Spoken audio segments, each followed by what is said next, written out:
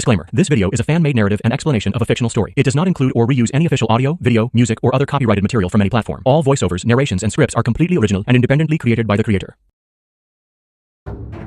नमस्कार दोस्तों, आपका स्वागत है कहानी ट्यूब की उस दुनिया में जहां हर कहानी अपने साथ लाती है एक नया रहस्य, नया रोमांच और ढेर सारी भावनाएं। अगर आप हमारे चैनल पर पहली बार आए हैं तो अभी सब्सक्राइब कर लीजिए और नोटिफिकेशन बेल को जरूर दबाइए ताकि हमारी अगली रोमांचक कहानी सबसे पहले आप तक पहुंचे। यहाँ आपको मिलेंगी थ्रिलर से भरपूर कहानियाँ, अद्भुत साई-फाई फैंटेसी की झलक और दिल को छू जाने वाली लव स्टोरीज जो हर बार आपको सोचने पर मजबूर कर देंगी। तो चलिए अब वक्त है आज की कहानी में खो जाने का। दोस्तों, अब से हमारी कहानी में एक सबसे बड़ा बदलाव हुआ है। हमारा जो मेन कैरेक्टर है ध्रुवांश, अब से उसका नाम धैर्य रहेगा और इस स्टोरी की आगे की एपिसोड और पीछे के एपिसोड का लिंक डिस्क्रिप्शन में है, तो आप वहां से जाकर सुन सकते हो। और दोस्तों, अभी मुझे आपके सपोर्ट की बहुत जरूरत है, इसीलिए वीडियो को लाइक और चैनल को सब्सक्राइब जरूर करें। कियाना के शब्द सुनकर धैर्य ने शर्मिंदगी भरी हंसी दी। वह उसके फिदा होने के दावे में नहीं फंसता और उसे यह कल्पना करना बहुत मुश्किल लगा कि कियाना जैसी जिद्दी लड़की किसी पुरुष के लिए अपना मन बदल लेगी। कियाना ने कहा, अमायरा ने पहले मेरी मदद की थी, शायद यह उसके लिए अनायास हो, लेकिन मैं इस एहसान को नहीं भूल सकती। मुझे अमायरा की ताकत का पता है और तुम। उसने अपनी खूबसूरत आंखों से धैर्य को ऊपर से नीचे जांचा और लाल होंठ हल्के उठाकर बोली, पहले की हमारी टक्कर से तुम में वाकई कुछ काबिलियत है, इसलिए तुमसे गठबंधन करने में हमें कोई नुकसान नहीं हुआ। धैर्य ने नाखुशी भरे स्वर में सिर हिलाकर कहा, मुझे सचमुच सम्मान मिला। ये कियाना वाकई बहुत मुश्किल थी। कियाना ने गंभीरता से सिर हिलाया और बोली, मुझे तुम पुरुषों के साथ गठबंधन करना पसंद नहीं, इसलिए अगर तुम कहते हो कि तुम्हें सम्मान मिला तो यह वाकई सम्मान की बात है। उसका अंदाज बहुत प्रभावशाली था। इससे धैर्य खामोश हो गया। धैर्य को दीवार से टकराया देख अमायरा हल्के से हंस पड़ी। धैर्य ने सिर हिलाकर कहा, ठीक है, मैं गठबंधन के लिए राजी हूं। उसने पीछे मुड़कर जोहार और बाकी दो की ओर इशारा किया और बोला, ये मेरे समूह के सदस्य हैं, जोहार, राघव और मंगेश। इन्होंने अभी अपनी मानव शरीर परीक्षा पास की है। कियाना ने तीनों पर एक नजर डाली और तुरंत नजरें हटा लीं, हल्का सा सिर हिलाकर। उसके रवैये को देखकर जोहार और बाकी दो ने दिल में कड़वी हंसी हंसी, लेकिन उनके चेहरों पर जरा भी नाराजगी नहीं दिखी। भले उनके सामने की लड़की अमायरा जितनी खूबसूरत थी, उसकी फीनिक्स सी आंखों में हमेशा ज्यादा आक्रामकता थी। अगर कोई लोग या चीजें उसकी रुचि नहीं जगाते तो उसकी खामोशी और हल्की मुस्कान कई लोगों को अपनी कमतरी का एहसास कराने के लिए काफी थी। इस वक्त उन्हें समझ आया कि हमेशा शांत दिखने वाली और सिर्फ धैर्य के सामने नरम मुस्कान दिखाने वाली अमायरा के करीब जाना कितना आसान था। कियाना ने दो मधुर और दिल को छूने वाली, एक जैसी दिखने वाली युवतियों की ओर इशारा किया और बोली, ये लारी और पिंकी हैं। ये एक समान जुड़वां बहनें हैं। अगर ये साथ मिलकर काम करें तो चेतना शक्ति परीक्षा पास करने वाले योद्धा भी उनके हाथों से नहीं बच सकते। फिर उसने सुनहरे बालों वाली युवती की ओर इशारा किया और हंसकर बोली, ये शनाया है, इसे कम मत आंकना। ये शक्ति बढ़ने वाली दैवीय रैंक की चेतना कला सीखती है। और शरीर तपाने वाली दैवीय रैंक की चेतना कला सीखने के बाद जब उसने एक चेतना शक्ति परीक्षा पास करने वाले योद्धा से टक्कर ली जिसने उसका मजाक उड़ाने की कोशिश की, तो उसे एक मुक्के से सीधे पहाड़ में गाड़ दिया। तुम और अमायरा को छोड़कर तुम्हारे समूह में कोई उसका मुकाबला नहीं कर सकता। शनाया नाम की सुनहरे बालों वाली लड़की ने धैर्य और अमायरा की ओर सिर हिलाया और शर्मिंदगी भरे जोहार, राघव और मंगेश की ओर हल्की और उदासीन नजर डाली। कियाना ने आखिरी शांत और सुसंस्कृत दिखने वाली युवती की ओर इशारा किया और बोली, ये आन्या है। ये एक युवा धनवान लड़की है और न जाने कितने चेतना औजार इसके पास हैं। इसे हराना आसान नहीं। आन्या ने धैर्य और उसके समूह की ओर हल्की शर्मिंदगी भरी मुस्कान दी, जिससे उसके प्यारे चेहरे पर छोटे छोटे गड्ढे उभरे और वह बहुत मासूम लगी। कियाना ने जोड़ा, और ये सब चेतना शक्ति परीक्षा की कोशिश कर सकती हैं। यह सुनकर धैर्य ने तारीफ में सिर हिलाया। यही वजह थी कि कियाना और उसका समूह रैंकिंग में पहले नंबर पर काबिज था। ऐसी बनावट को सिर्फ जबरदस्त ही कहा जा सकता था। ये लड़कियां कमजोर और नाजुक लगती थीं, लेकिन हर एक की ताकत चेतना शक्ति परीक्षा पास करने वालों के बराबर थी। ऐसे जबरदस्त समूह के सामने अगर उसका समूह हरकत में आता तो धैर्य को लगता कि जीत की झलक भी नहीं दिखती। आखिर उनकी ताकत का फर्क साफ था। उसके समूह में सिर्फ वह और अमायरा चरम पर खड़े हो सकते थे।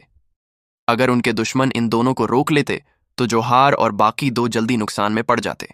इसलिए यही मुख्य वजह थी कि धैर्य को प्राचीन अवशेष के लिए पूरी ताकत से होड़ करनी थी। अभी वे उत्तरी कायनात अकादमी का प्रतिनिधित्व कर रहे थे, न कि सिर्फ अपने लिए लड़ रहे थे। उसे सिर्फ अपनी नहीं, जोहार और बाकी दो की भी फिक्र करनी थी, वरना फाइनल मुकाबले में वे बहुत नुकसान में होते। धैर्य ने मुस्कुराकर कियाना से पूछा, और तुम? दिखने में कियाना की ट्रेनिंग चेतना शक्ति परीक्षा की लगती थी, लेकिन धैर्य को उससे कुछ खतरनाक लहरें हल्की सी महसूस हुईं। साफ था कि वह उनसे कई चीजें छिपा रही थी। कियाना ने चालाक मुस्कान दी और बोली, मैं? अगर तुम अपने राज मेरे साथ बांटने को तैयार हो तो मैं अपने राज बांटने पर सोचूंगी। धैर्य ने आंखें हल्की सिकोड़कर पूछा, मेरे पास कौन से राज हैं? कियाना ने हल्की मुस्कान के साथ धैर्य की ओर देखा और बोली, मुझे तुम्हारे शरीर से एक अनोखा एहसास मिलता है। ये बहुत ताकतवर है, लेकिन लगता है ये गहरी नींद में है। उसके जवाब से धैर्य का दिल कांपा। गहरी नींद? क्या वह प्राचीन अमर पक्षी यानी नजीरा की बात कर रही है? वाकई गजब की संवेदनशीलता। ये पहली बार था कि उसने अपनी उम्र के किसी शख्स को, नजीरा को, जो बदलाव के दौर में थी, महसूस करते देखा। वाकई ये कियाना साधारण नहीं थी। धैर्य ने कहा, लगता है तुम राजी नहीं हो। कोई बात नहीं, मैं भी तुमसे झूठ बोल रही थी। भले तुम मुझे अपने राज बताओ, मैं तुम्हें अपने राज नहीं बताऊंगी। उसने हाथ हिलाया और अमायरा की ओर देखकर हंसकर बोली, अगर अमायरा हो तो मैं राजी हूं। अमायरा, क्या तुम जानना चाहती हो? अमायरा ने हल्की मुस्कान दी, सिर हिलाया और बोली, हर किसी के अपने राज होते हैं। कियाना ने जैसे अनायास पूछा, क्या उसने तुम्हें अपने राज बताए? अमायरा ने अपनी साफ कांच सी आंखों से धैर्य को देखा और हल्की मुस्कान के साथ बोली, जो बातें बताई जा सकती हैं वह स्वाभाविक रूप से मुझे बताएगा, और मुझे उस पर भरोसा है। धैर्य ने कियाना को नाखुशी से घूरा। न जाने क्यों उसे लगा जैसे वह उसके और अमायरा के रिश्ते में फूट डालने की कोशिश कर रही थी, लेकिन उनका रिश्ता पत्थर की नींव जितना मजबूत था और ऐसी कोशिशों से आसानी से हिलता नहीं था। कियाना ने अपनी फीनिक्स सी आंखों से चमक बिखेरी और बोली, अमायरा, तुम वाकई लोगों को समझने में अच्छी हो। मुझे यह बहुत पसंद है। खुद को काबू न कर पाने की वजह से वह अमायरा के करीब गई और उसका पतला हाथ पकड़कर बहुत घनिष्ठ अंदाज में बोली, क्यों ना इन बदबूदार पुरुषों को छोड़कर हम साथ चलें? हम जरूर इस महान अकादमी प्रतियोगिता के चैंपियन बन सकते हैं। भले उनके अंदाज अलग थे, जब दो ऐसी शक्लें जो देश डुबो सकती थीं एक साथ आईं तो उन्होंने बहुत आकर्षक नजारा बनाया। जोहार और बाकी दो ने चुपके से लार निगली, लेकिन धैर्य की कियाना की ओर देखने वाली नजर कुछ अजीब और अनोखी थी। भले कियाना मजाक और छेड़खानी करती दिख रही थी, उसे कहीं न कहीं कुछ गड़बड़ लग रहा था। धैर्य की नजर को भांपकर कियाना को जरा भी परवाह नहीं थी। उसने अमायरा का पतला और नरम हाथ पकड़ा, लेकिन अमायरा के न देख पाने के कोण पर उसने धैर्य की ओर उकसाने वाली भौहें उठाईं और धीरे से मुंह खोला। ये देखकर धैर्य की आंखें चौड़ी हो गईं, क्योंकि वह कियाना के मोहक छोटे होंठों से निकले शब्दों को पढ़ सकता था। मैं अमायरा को अपना बनाऊंगी। कियाना के मुंह से निकले शब्दों ने साफ तौर पर धैर्य के दिल को जोर से हिलाया, और उसकी कियाना की ओर देखने वाली नजर कुछ अजीब हो गई। उसे आखिरकार उस अजीब एहसास की जड़ समझ आई। कियाना के शब्दों के लहजे और अंदाज से साफ था कि उसके मन में अमायरा के लिए खास ख्याल था। लगता है एक खास प्यार की प्रतिद्वंद्वी उभर आई है। धैर्य की अजीब नजर को देखकर कियाना जरा भी नाराज नहीं हुई, बल्कि उसने उसके लिए मोहक और दिल को छूने वाली मुस्कान दी।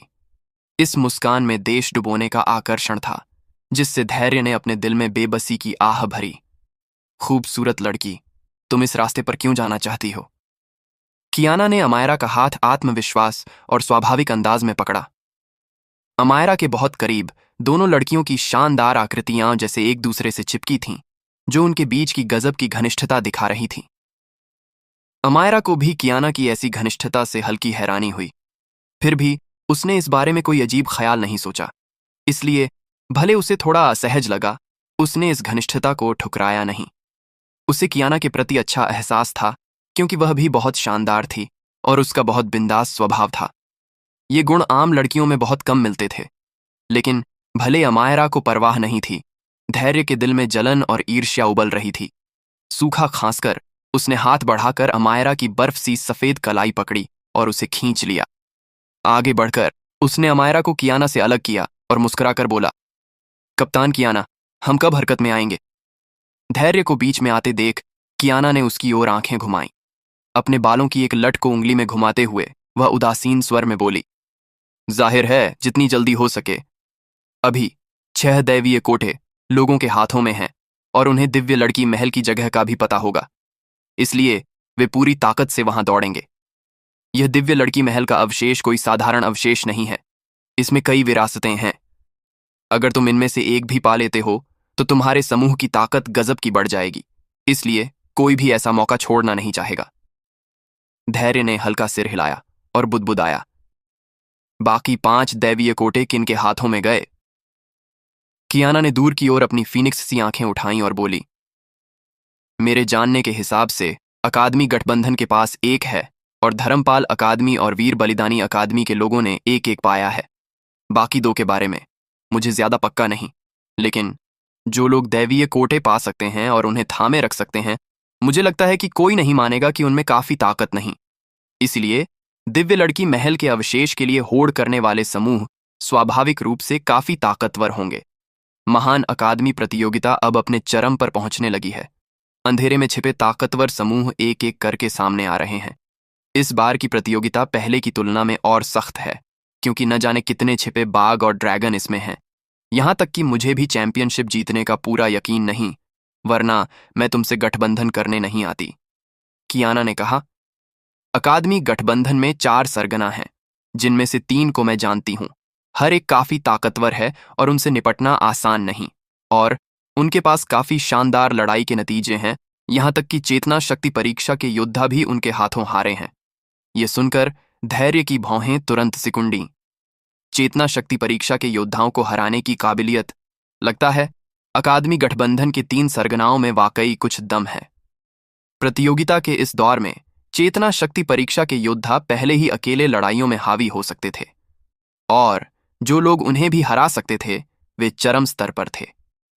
धैर्य ने शक भरे स्वर में पूछा, एक और सरगना है?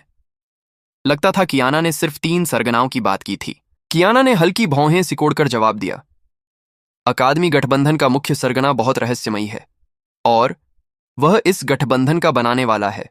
मैंने अभी तक उसका असली चेहरा नहीं देखा, लेकिन बाकी 3 बेकाबू सरगनाओं को उसे अपना मुख्य सरगना चुनने देना। मुझे डर है कि यह शख्स बहुत जबरदस्त होगा। धैर्य ने सिर हिलाया और उसका चेहरा गंभीर हो गया। लगता था दिव्य लड़की महल के अवशेष का मामला वाकई आसान नहीं होगा। यहां तक कि कियाना जैसी घमंडी लड़की भी इतनी सतर्क और सावधान थी। तभी अचानक धैर्य की आंखें हल्की चमकीं और उसने पूछा, धर्मपाल अकादमी के लोग, क्या अबरार और उसका समूह था? कियाना ने धैर्य की ओर देखा और बोली, मुझे पक्का नहीं, लेकिन धर्मपाल अकादमी के 4 पवित्र पुत्रों में से हर एक अपनी टीम की अगुवाई करता है। उनमें से 2 पर ध्यान देना जरूरी है। धैर्य ने रुचि दिखाते हुए कहा, ओ, जाहिर था कियाना की जानकारी उनकी तुलना में बहुत सटीक थी, जो धर्मपाल अकादमी के 4 पवित्र पुत्रों को इतनी गहराई से समझ सकती थी। कियाना ने कहा, सतह पर 4 पवित्र पुत्रों में कोई बंटवारा नहीं, लेकिन यह सच नहीं। चारों में पवित्र पुत्र जफर जाहिर तौर पर सबसे ताकतवर है और दूसरा है अबरार। वह 4 पवित्र पुत्रों में सबसे कम अनुभवी है, लेकिन उसी वक्त वह ऐसा है जिसकी गहराई नापना मुश्किल है। मुझे लगता है तुम्हें इस बात का पता होगा ना? धैर्य ने बुदबुदाया, पवित्र पुत्र झपर। उसकी आंखें हल्की सिकुड़ी। उसने 4 पवित्र पुत्रों में से एक शरफाज से टक्कर ली थी और उसे गंभीर चोटें भी दी थीं। जैसा उसने देखा, अबरार को छोड़कर बाकी पवित्र पुत्रों की ताकत में ज्यादा फर्क नहीं होना चाहिए था, लेकिन कियाना के शब्दों से उसे इस जफर पर ज्यादा ध्यान देना चाहिए। कियाना ने कहा, दिव्य लड़की महल में दिखने वाले धर्मपाल अकादमी समूह की अगुवाई बहुत मुमकिन है कि या तो झफर करे या अबरार। धैर्य ने हल्का सिर हिलाया। झफर हो या अबरार, दोनों बहुत कांटेदार दुश्मन थे। लगता था यह दिव्य लड़की महल सचमुच बहुत चहल पहल वाला बनने वाला था। कियाना ने धैर्य की ओर देखा और बोली, अपना दैवीय कोटा निकालो, हमें अब हरकत में आना चाहिए। धैर्य ने बिना हिचक के हाथ कसकर बंद किया और दैव्य लकड़ी का तख्ता उभरा। अपनी चेतना शक्ति सक्रिय करते ही तख्ता तुरंत पन्ना हरी चमक बिखेरने लगा। हल्का कांपने के बाद यह उत्तर पश्चिम दिशा की ओर इशारा करने लगा। कियाना ने दिखाई दिशा की ओर देखा और बोली, उत्तर पश्चिम? हाँ। धैर्य ने तख्ता रख लिया और बोला, चलो। हाथ का जोरदार इशारा करते हुए वह अगुवाई में उड़ा और प्रकाश की किरण में बदल गया। अमायरा, जोहार और बाकी दो तुरंत उसके पीछे हो लिए। कियाना ने हल्की मुस्कान दी और बोली, हम भी चलें। वह अगुवाई में उड़ी और शानदार युवतियां उसके पीछे चल पड़ीं। खंडहर दुनिया का यह टुकड़ा बहुत विशाल था। भले यह खंडहर दुनिया का सिर्फ एक हिस्सा था, इसका आकार उत्तरी महाद्वीप से कम नहीं था। इसलिए 5 दिन लगातार चलने के बाद भी वे दैव्य लकड़ी के तख्ते की दिखाई जगह तक नहीं पहुंचे। लेकिन 5 दिन की यात्रा में धैर्य और बाकी लोग साफ महसूस कर सकते थे कि महान अकादमी प्रतियोगिता अपने चरम की ओर बढ़ रही थी। रास्ते में उन्होंने बहुत सारी लड़ाइयां देखीं, बड़ी और छोटी, जिनमें सबसे बड़ी में सैकड़ों समूह 1000 किलोमीटर के दायरे में टकरा रहे थे। बेकाबू चेतना शक्ति की लहरों ने पूरी दुनिया का रंग बदल दिया था। इन लड़ाइयों के सामने धैर्य और बाकी लोग सिर्फ बगल से तटस्थ नजरिए से देखते रहे और किसी में दखल नहीं दिया। वह अपनी यात्रा पर बढ़ते रहे। उसे जरा भी ख्याल नहीं था कि इतने ज्यादा अंक हासिल किए जा सकते थे, क्योंकि उसे पता था कि अभी सिर्फ अंकों के लिए हरकत में आने का वक्त नहीं था। धैर्य ने उन समूहों को छेड़ने की कोशिश नहीं की और उसी तरह कोई समूह भी उन्हें छेड़ने नहीं आया।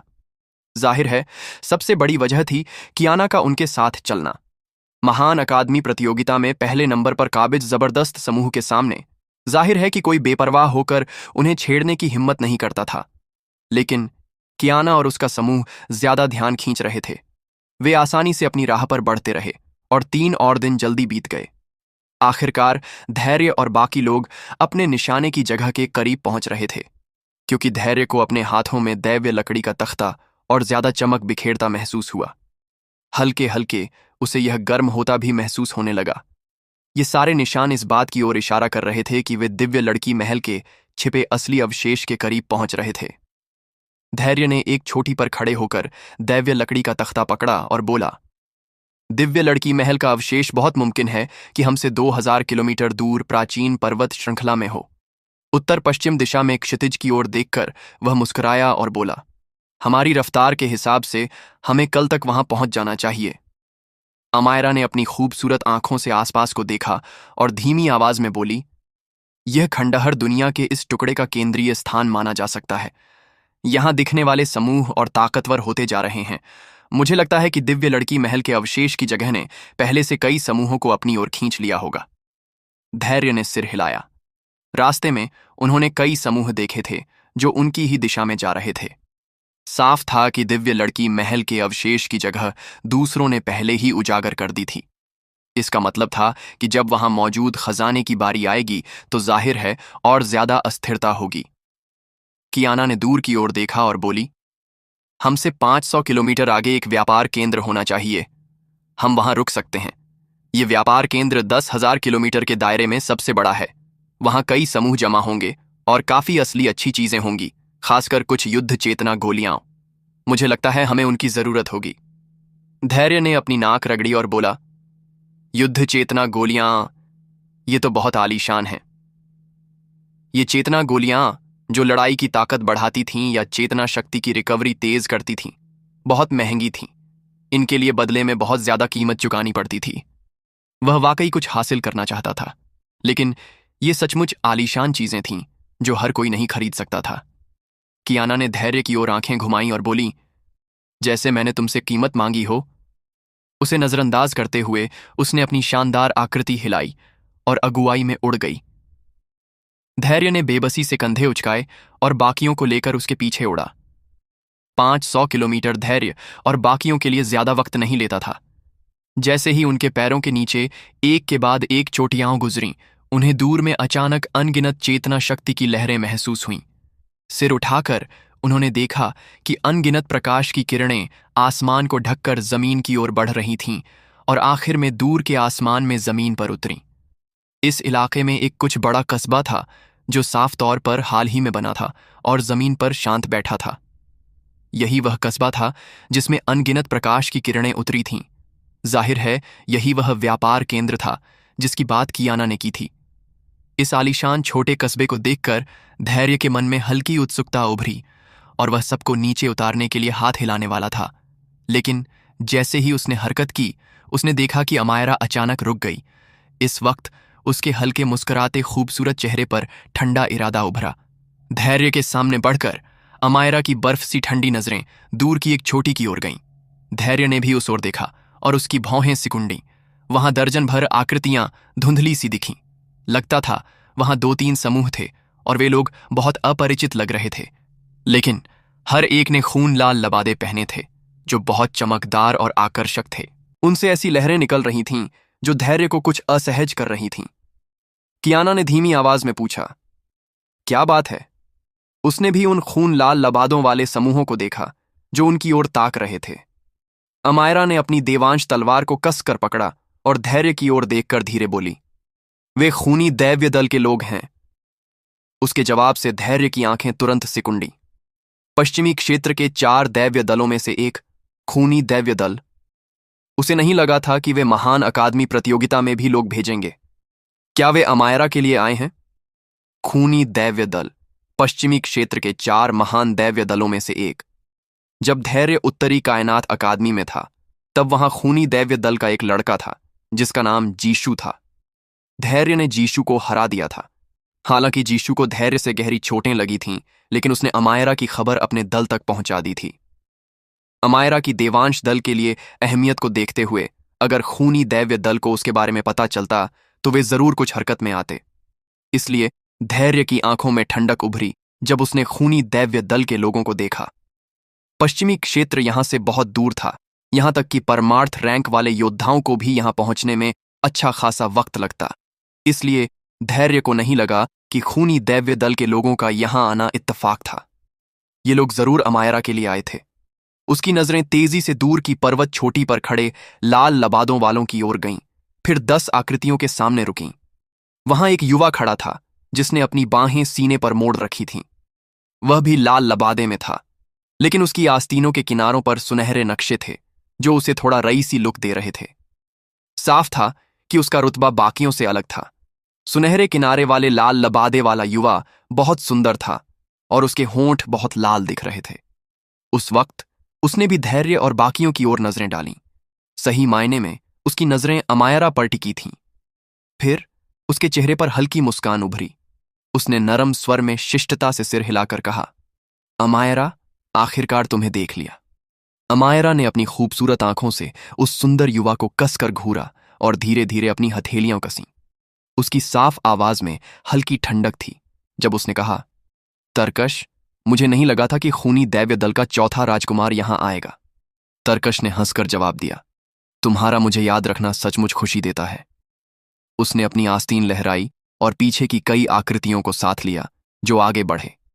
उनके पैरों के नीचे खून की शक्ति गूंज रही थी और हल्की खूनी गंध ने लोगों की चेतना शक्ति को हिलाने के संकेत दिए। धैर्य के चेहरे पर कोई भाव नहीं था। जोहार और बाकी लोग तुरंत अपनी चेतना शक्ति चलाने लगे और सतर्क नजरों से इस दुर्भावनापूर्ण समूह को देखने लगे जो उनकी ओर बढ़ रहा था। कियाना ने तरकश की ओर एक नजर डाली और उसकी फीनिक्स जैसी आंखों में चमक उभरी। खूनी दैव्य दल। तरकश ने अमायरा के पास रुककर चारों ओर नजरें दौड़ाईं और फिर धैर्य और अमायरा पर रुकीं। साफ था कि उसे दोनों से निकलने वाली असाधारण चेतना शक्ति की लहरें महसूस हो रही थीं। तरकश ने हल्की मुस्कान के साथ कहा, 1 साल पहले जीशु ने खबर दी थी कि तुम उत्तरी कायनात अकादमी में दिखी हो। इससे काफी हलचल मची थी। हाँ, तुम देवांश दल की भावी सम्राट हो और उनकी आखिरी उम्मीद। अगर मैं तुम्हें पकड़ लेता हूं तो देवांश दल पूरी तरह निराशा में डूब जाएगा। मुझे लगता है तब राजवंत को गहरी चोट पहुंचेगी, इसलिए मुझे यहां भेजा गया। अमायरा ने उदासीन स्वर में जवाब दिया, खूनी दैव्य दल को तुम पर बहुत भरोसा है। तरकश ने कहा, मेरे साथ चलो अमायरा। पश्चिमी क्षेत्र में युद्ध का अस्थिर माहौल है और देवांश दल बार बार हार रहा है। अगर तुम मेरे साथ खूनी दैव्य दल चलती हो तो मैं अपने दल के बड़ों से हमारी शादी की मांग करूंगा। तब तुम मेरे साथ शादी करके खूनी दैव्य दल और देवांश दल को एक कर सकती हो।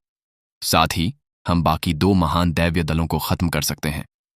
तब पश्चिमी क्षेत्र में सिर्फ हमारे 2 दल होंगे और तुम्हारा देवांश दल सुरक्षित रहेगा। उसके सुंदर चेहरे पर नरम और उत्सुक मुस्कान उभरी।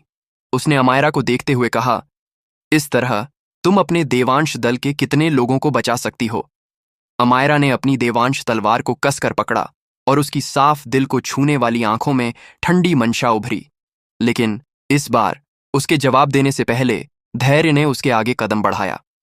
उसने तरकश को देखकर हंसते हुए कहा, माफ करना, लेकिन ये लड़की पहले ही बुक हो चुकी है और तुम्हारे रवैये को देखकर खूनी दैव्य दल के बड़े योगदानकर्ता बनने का तुम्हारा लक्ष्य अभी थोड़ा दूर है मिस्टर। तरकश की आंखों की गहराई में ठंडी चमक उभरी। उसने धैर्य को देखकर उदासीन स्वर में कहा, और तुम कौन हो? मैं अमायरा से बात कर रहा हूं। तुम बीच में बोलने वाले हो कौन? अमायरा ने उसी उदासीन स्वर में जवाब दिया। क्या तुमने नहीं सुना जो उसने कहा? अमायरा का जवाब सुनकर तरकश की आंखें थोड़ी सिकुड़ गईं। आखिरकार उसकी धैर्य की ओर नजर पूरी तरह काली हो गई और उसके मुंह के कोने पर तंज भरी मुस्कान उभरी। उसने कहा, अमायरा, तुमने सचमुच मुझे हैरान किया। पश्चिमी क्षेत्र में अनगिनत शानदार पृष्ठभूमि वाले काबिल युवा तुम पर फिदा हैं। फिर भी तुमने उनकी परवाह नहीं की और इस छोटी सी उत्तरी कायनात अकादमी में आकर इस लड़के से प्यार कर लिया। क्या तुम्हें पता है, अगर ये खबर पश्चिमी क्षेत्र तक पहुंची तो तुम्हारे देवांश दल को कितनी मुसीबत होगी? उसने आगे कहा, तुम अच्छे से जानती हो कि पश्चिमी क्षेत्र में कई ताकतें तुम पर लालची नजरें रखती हैं जो देवांश दल की अगली सम्राट हो। उसका लहजा ठंडा हो गया, जिसमें धैर्य के प्रति हल्का गुस्सा और जलन थी। साफ था कि अमायरा का धैर्य के दावे को मानना उसके दिल में हलचल पैदा कर गया था। अमायरा ने जवाब दिया, इसका तुमसे क्या लेना देना? अगर तुम हमारे देवांश दल को निशाना बनाना चाहते हो तो बस करो। क्या तुम पिछले कुछ सालों में वो नीच हरकतें नहीं कर रहे हो? और अगर हमारा देवांश दल तुम्हारे हाथों नष्ट भी हो गया तो हम जरूर तुम्हारे खूनी दैव्य दल को भारी नुकसान पहुंचाएंगे। तब तुम्हारा खूनी दैव्य दल भी हमारे देवांश दल जैसी गिरावट झेलेगा। तरकश का सुंदर चेहरा पूरी तरह काला पड़ गया। उसने धीरे धीरे कहा, जब तुम इतनी जिद्दी होकर ऐसी बातें कह रही हो तो मुझे तुम्हें जबरन पश्चिमी क्षेत्र ले जाना होगा। धैर्य ने हल्की मुस्कान दी जिसमें छिपा हुआ कातिलाना इरादा था। उसके शरीर की सतह पर काली बिजली की रोशनी चमकी और उसने तरकश को ठंडी नजरों से घूरते हुए कहा, मुझे लगता है तुम्हें लोगों को ले जाने की चिंता करने की जरूरत नहीं, बल्कि ये सोचना चाहिए कि तुम जिंदा लौट पाओगे या नहीं। तरकश की आंखों में लाल छाया चमकी और उसके मुंह के कोने पर तंज भरी मुस्कान उभरी। उसने कहा, तुम सचमुच बेशर्मी से डींग मारने वाले हो। सिर्फ मानव शरीर परीक्षा की ट्रेनिंग और मेरे सामने चीखने की हिम्मत। धैर्य ने हंसकर जोर से पैर पटका और उसका शरीर सीधे बाहर उड़ा। उसने तरकश पर नजरें टिकाईं और उसकी आंखों से कातिलाना इरादा उबला। तरकश का अमायरा को देवांश दल से दबाव डालने का तरीका साफ तौर पर धैर्य को गुस्सा दिला गया था। इसलिए एक मर्द होने के नाते उसे तरकश से और बेकार बातें करने की जरूरत नहीं थी। उसे सीधे हरकत में आना था। तरकश ने चिल्लाया, कमबख्त चीज! धैर्य को अपनी ओर उड़ते देख कई लाल लबादों वाली आकृतियां तुरंत हरकत में आने को तैयार हुईं, लेकिन तरकश ने हाथ बढ़ाकर उन्हें रोक दिया। इस वक्त उसके सुंदर चेहरे पर खून की प्यास उभरी थी, जो साफ दिखा रही थी कि उसे किसी और की मदद की जरूरत नहीं थी। खूनी दैव्य दल के राजकुमार होने के नाते उसका गर्व और घमंड किसी रैंडम शख्स को उसे इस तरह छेड़ने की इजाजत नहीं देता था।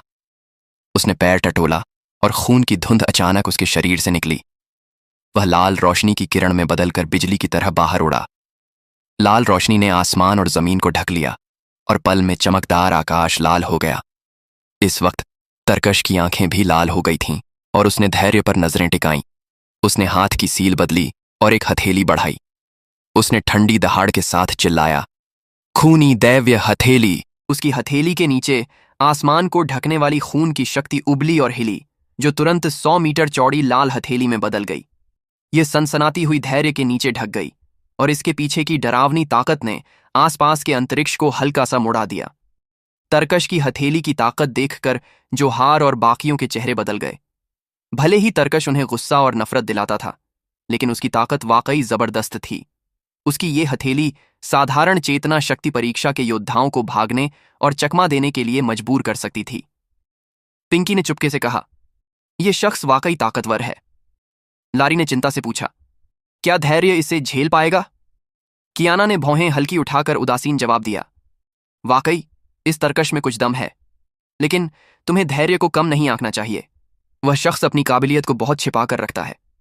सबकी सतर्क नजरों में लाल हथेली ने धैर्य के सारे भागने के रास्ते बंद कर दिए, लेकिन उसने अपनी हरकतें नहीं रोकीं, बल्कि लाल हथेली की ओर देखा।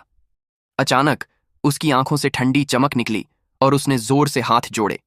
हाथ की सील तेजी से बन रही थीं और धैर्य के शरीर की सतह पर काली बिजली की रोशनी तेज हो गई। बिजली चमकने लगी और धैर्य की छाती पर बिजली के रूंस जल्दी उभरे। पल में 4 बिजली रूंस जमा हो गए और ताकतवर शक्ति धैर्य की हड्डियों और अंगों में गूंजने लगी। लेकिन चौथे बिजली रून के बनने के बाद बिजली की चमक रुकी नहीं, बल्कि चौथे रून के बनने के बाद बिजली तेजी से घूमी, गर्म हुई और फिर एक और बिजली रून तेजी से उभरा। पंचरूण बिजली शरीर, धैर्य का बिजलीराज शरीर वाकई पंचरूण बिजली शरीर तक बढ़ गया था। 5वें बिजली रून के उभरते ही धैर्य के शरीर से काली बिजली की लहरें निकलीं और उसका शरीर आधा फीट लंबा लगने लगा। इस वक्त उसकी काली पुतलियों में बिजली चमक रही थी, जैसे उनमें बिजली की दुनिया बन रही हो। अगले पल उसके शरीर से बहुत जबरदस्त शक्ति ज्वालामुखी की तरह फटी। उसने सिर उठाया और आने वाली लाल हथेली को देखा, फिर धीरे धीरे अपनी बांह उठाई और उसे सीधे लाल हथेली पर दे मारा। टक्कर के पल में आसमान में बिजली की गड़गड़ाहट गूंजी और काली बिजली की किरण सनसनाती हुई निकली, जैसे आसमान को थामने वाला खंभा। एक धमाके के साथ उसने जबरदस्त चेतना शक्ति वाली लाल हथेली को भेद दिया। बिजली की चमक आसमान में दौड़ी और 100 किलोमीटर के दायरे में सब कुछ रोशन कर दिया। बिजली की रोशनी में लाल हथेली तेजी से टूट गई और आखिर में चमकदार लाल बिंदुओं में बदलकर आसमान में बिखर गई। जैसे ही चमकदार लाल बिंदु बिखरे, धैर्य ने धीरे धीरे सिर उठाया। उसने अपनी बिजली भरी आंखें तरकश के सुंदर चेहरे की ओर मोड़ी, जो अब काला पड़ गया था। उसने धीरे कहा, खूनी दैव्य दल का राजकुमार बस इतने का है? जैसे ही बिजली आसमान में चमकी और लाल हथेली धीरे धीरे बिखरी, धैर्य आसमान में सीधा खड़ा था। उसका पूरा शरीर काली बिजली की रोशनी में ढका था। उसने तरकश को ठंडी नजरों से देखा और उसकी हथेलियों में अनगिनत शक्तियां तेजी से जमा हो रही थीं। मानव शरीर परीक्षा से गुजरने के बाद उसका बिजलीराज शरीर भी उसकी ट्रेनिंग के साथ बढ़ गया था और वह पंचरूण बिजली शरीर तक पहुंच गया था। इस जबरदस्त शरीर पर भरोसा करते हुए धैर्य को अब उन योद्धाओं से जरा भी डर नहीं था जिन्होंने वाकई अंतरात्मा परीक्षा पास की थी। उसके सामने तरकश की ताकत साधारण चेतना शक्ति परीक्षा से भी ज्यादा थी, लेकिन वह अभी अंतरात्मा परीक्षा तक पूरी तरह नहीं पहुंचा था। इसलिए अगर सचमुच टक्कर होती तो धैर्य को उससे डर या खौफ नहीं था। तरकश का चेहरा धैर्य की बात से पूरी तरह काला पड़ गया। उसने चिल्लाया, ये कौन सा नालायक है जो हमारी खूनी दैव्य दल को छेड़ने की हिम्मत करता है? इस वक्त उसके शरीर से लाल रोशनी निकली जो आसमान और जमीन को ढक रही थी और हल्की खूनी गंध चुपके से फैल रही थी। अगर आपने अभी तक लाइक नहीं किया है तो मेरी आपसे बस एक ही गुजारिश है कि कृपया मेरे इस एपिसोड को लाइक जरूर करें। दोस्तों, आपको एक लाइक करने में आपका कुछ नहीं लगता है, फिर भी कई लोग लाइक नहीं करते हैं, तो कृपया मेरे मेहनत के लिए एक लाइक जरूर करें। चलिए कहानी को शुरू करते हैं। उसकी हथेलियों के बीच खून की प्यास भरी चमक थी और खतरनाक लहरें निकलने लगी थीं। इस बीच उसके पीछे खड़े खूनी दैव्य दल के लोगों का चेहरा भी काला पड़ गया और उनके शरीर से लाल रोशनी निकलने लगी।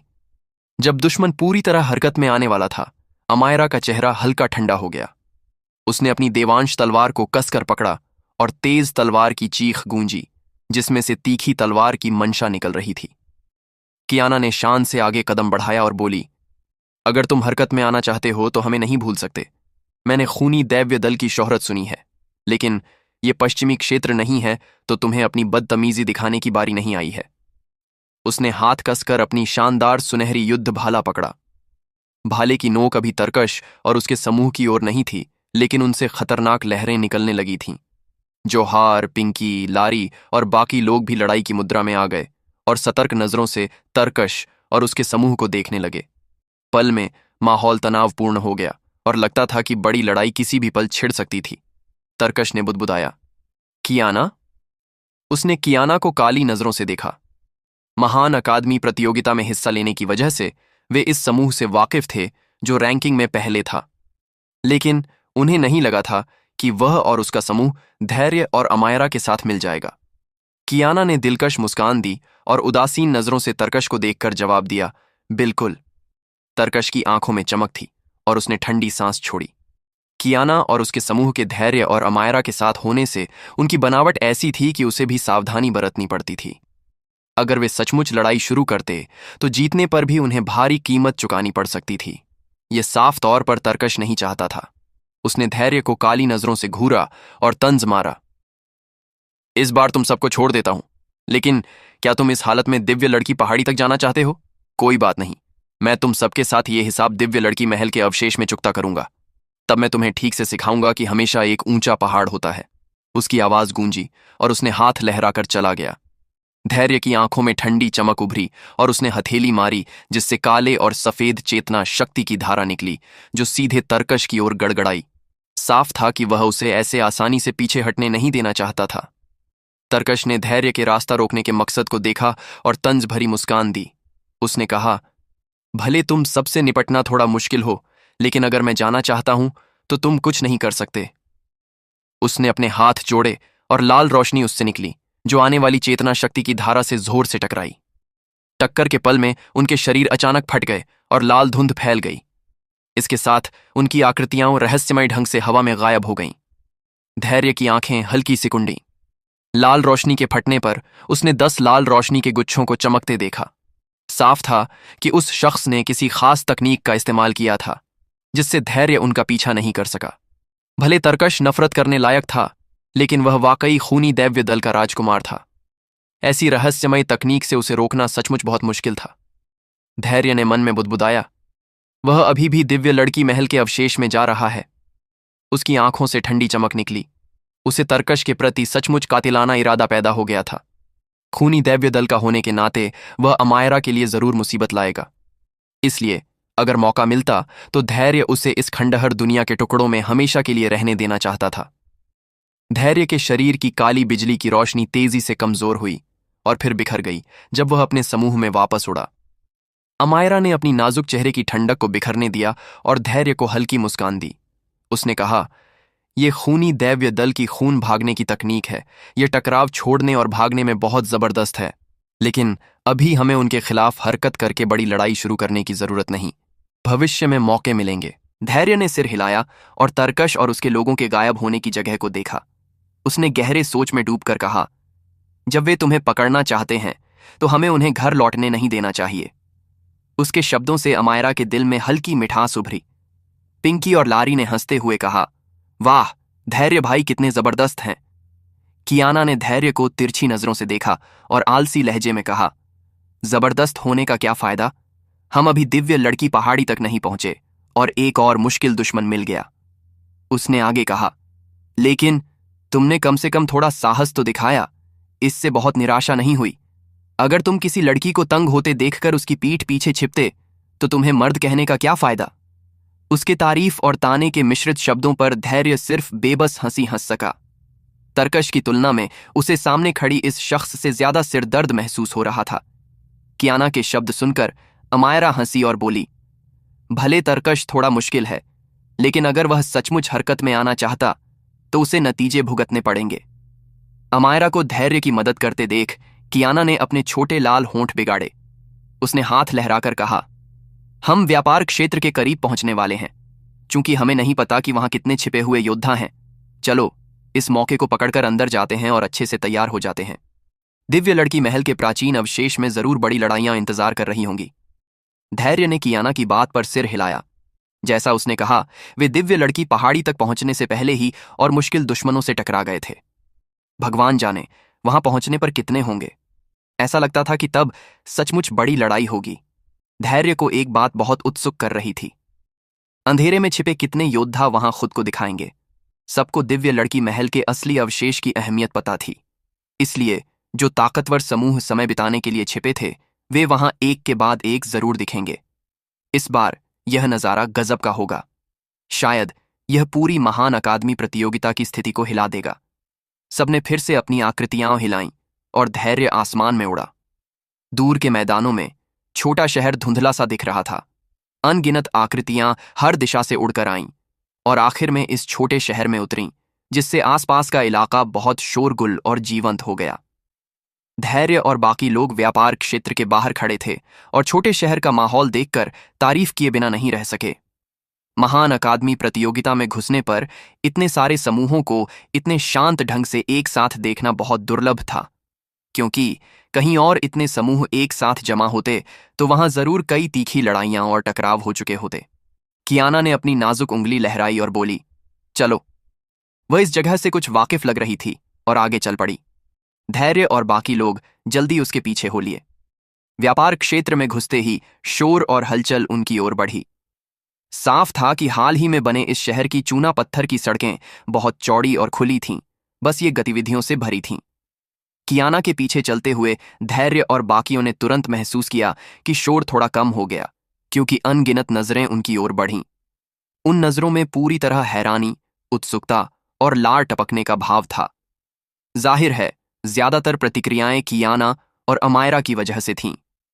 कियाना की शोहरत महान अकादमी प्रतियोगिता में पहले ही फैल चुकी थी और सबको पता था कि रैंकिंग में पहले नंबर वाला समूह कितना ताकतवर था और उनकी लीडर कितनी खूबसूरत थी। लेकिन जो उन्हें हैरान कर रहा था वह थी एक और लड़की, जो कियाना से जरा भी कम नहीं थी। अमायरा चुपके से एक तरफ खड़ी थी, अपनी देवांश तलवार को पकड़े हुए। उसका नाजुक और चीनी मिट्टी जैसा चेहरा शांत और शानदार था। साफ था कि उसका स्वभाव कियाना से बिल्कुल अलग था। छोटे शहर में घुसते ही उसने बगल की नजरों पर ज्यादा ध्यान नहीं दिया और उसकी कांच जैसी पुतलियों ने सिर्फ एक हल्की नजर डाली। उसकी तुलना में कियाना अलग थी। इस वक्त उसके खूबसूरत चेहरे पर, जो देशों को डुबो सकता था, दिलकश मुस्कान थी, जिससे लोग उससे नजरें नहीं हटा पा रहे थे। लेकिन उसकी मुस्कान दिलकश होने के बावजूद उसकी फीनिक्स जैसी आंखें घमंड और अकड़ से भरी थीं। उसकी नजरें कुछ शानदार दिखने वाले युवाओं पर उदासीनता से गुजरीं और फिर उसी उदासीनता से हट गईं, जिससे वे युवा जो चुपके से सीना तान रहे थे, हवा निकलने की तरह उदास हो गए। अमायरा की तुलना में कियाना का स्वभाव साफ तौर पर बहुत मुश्किल से काबू होने वाला था। लेकिन मर्दों की फितरत होती है, जितना मुश्किल हो उतना ही वे उसका पीछा करते हैं। व्यापार क्षेत्र को कुछ शांत होते देख और अनगिनत नजरें अमायरा के शरीर पर घूमते देख धैर्य ने तुरंत मुंह बिगाड़ लिया।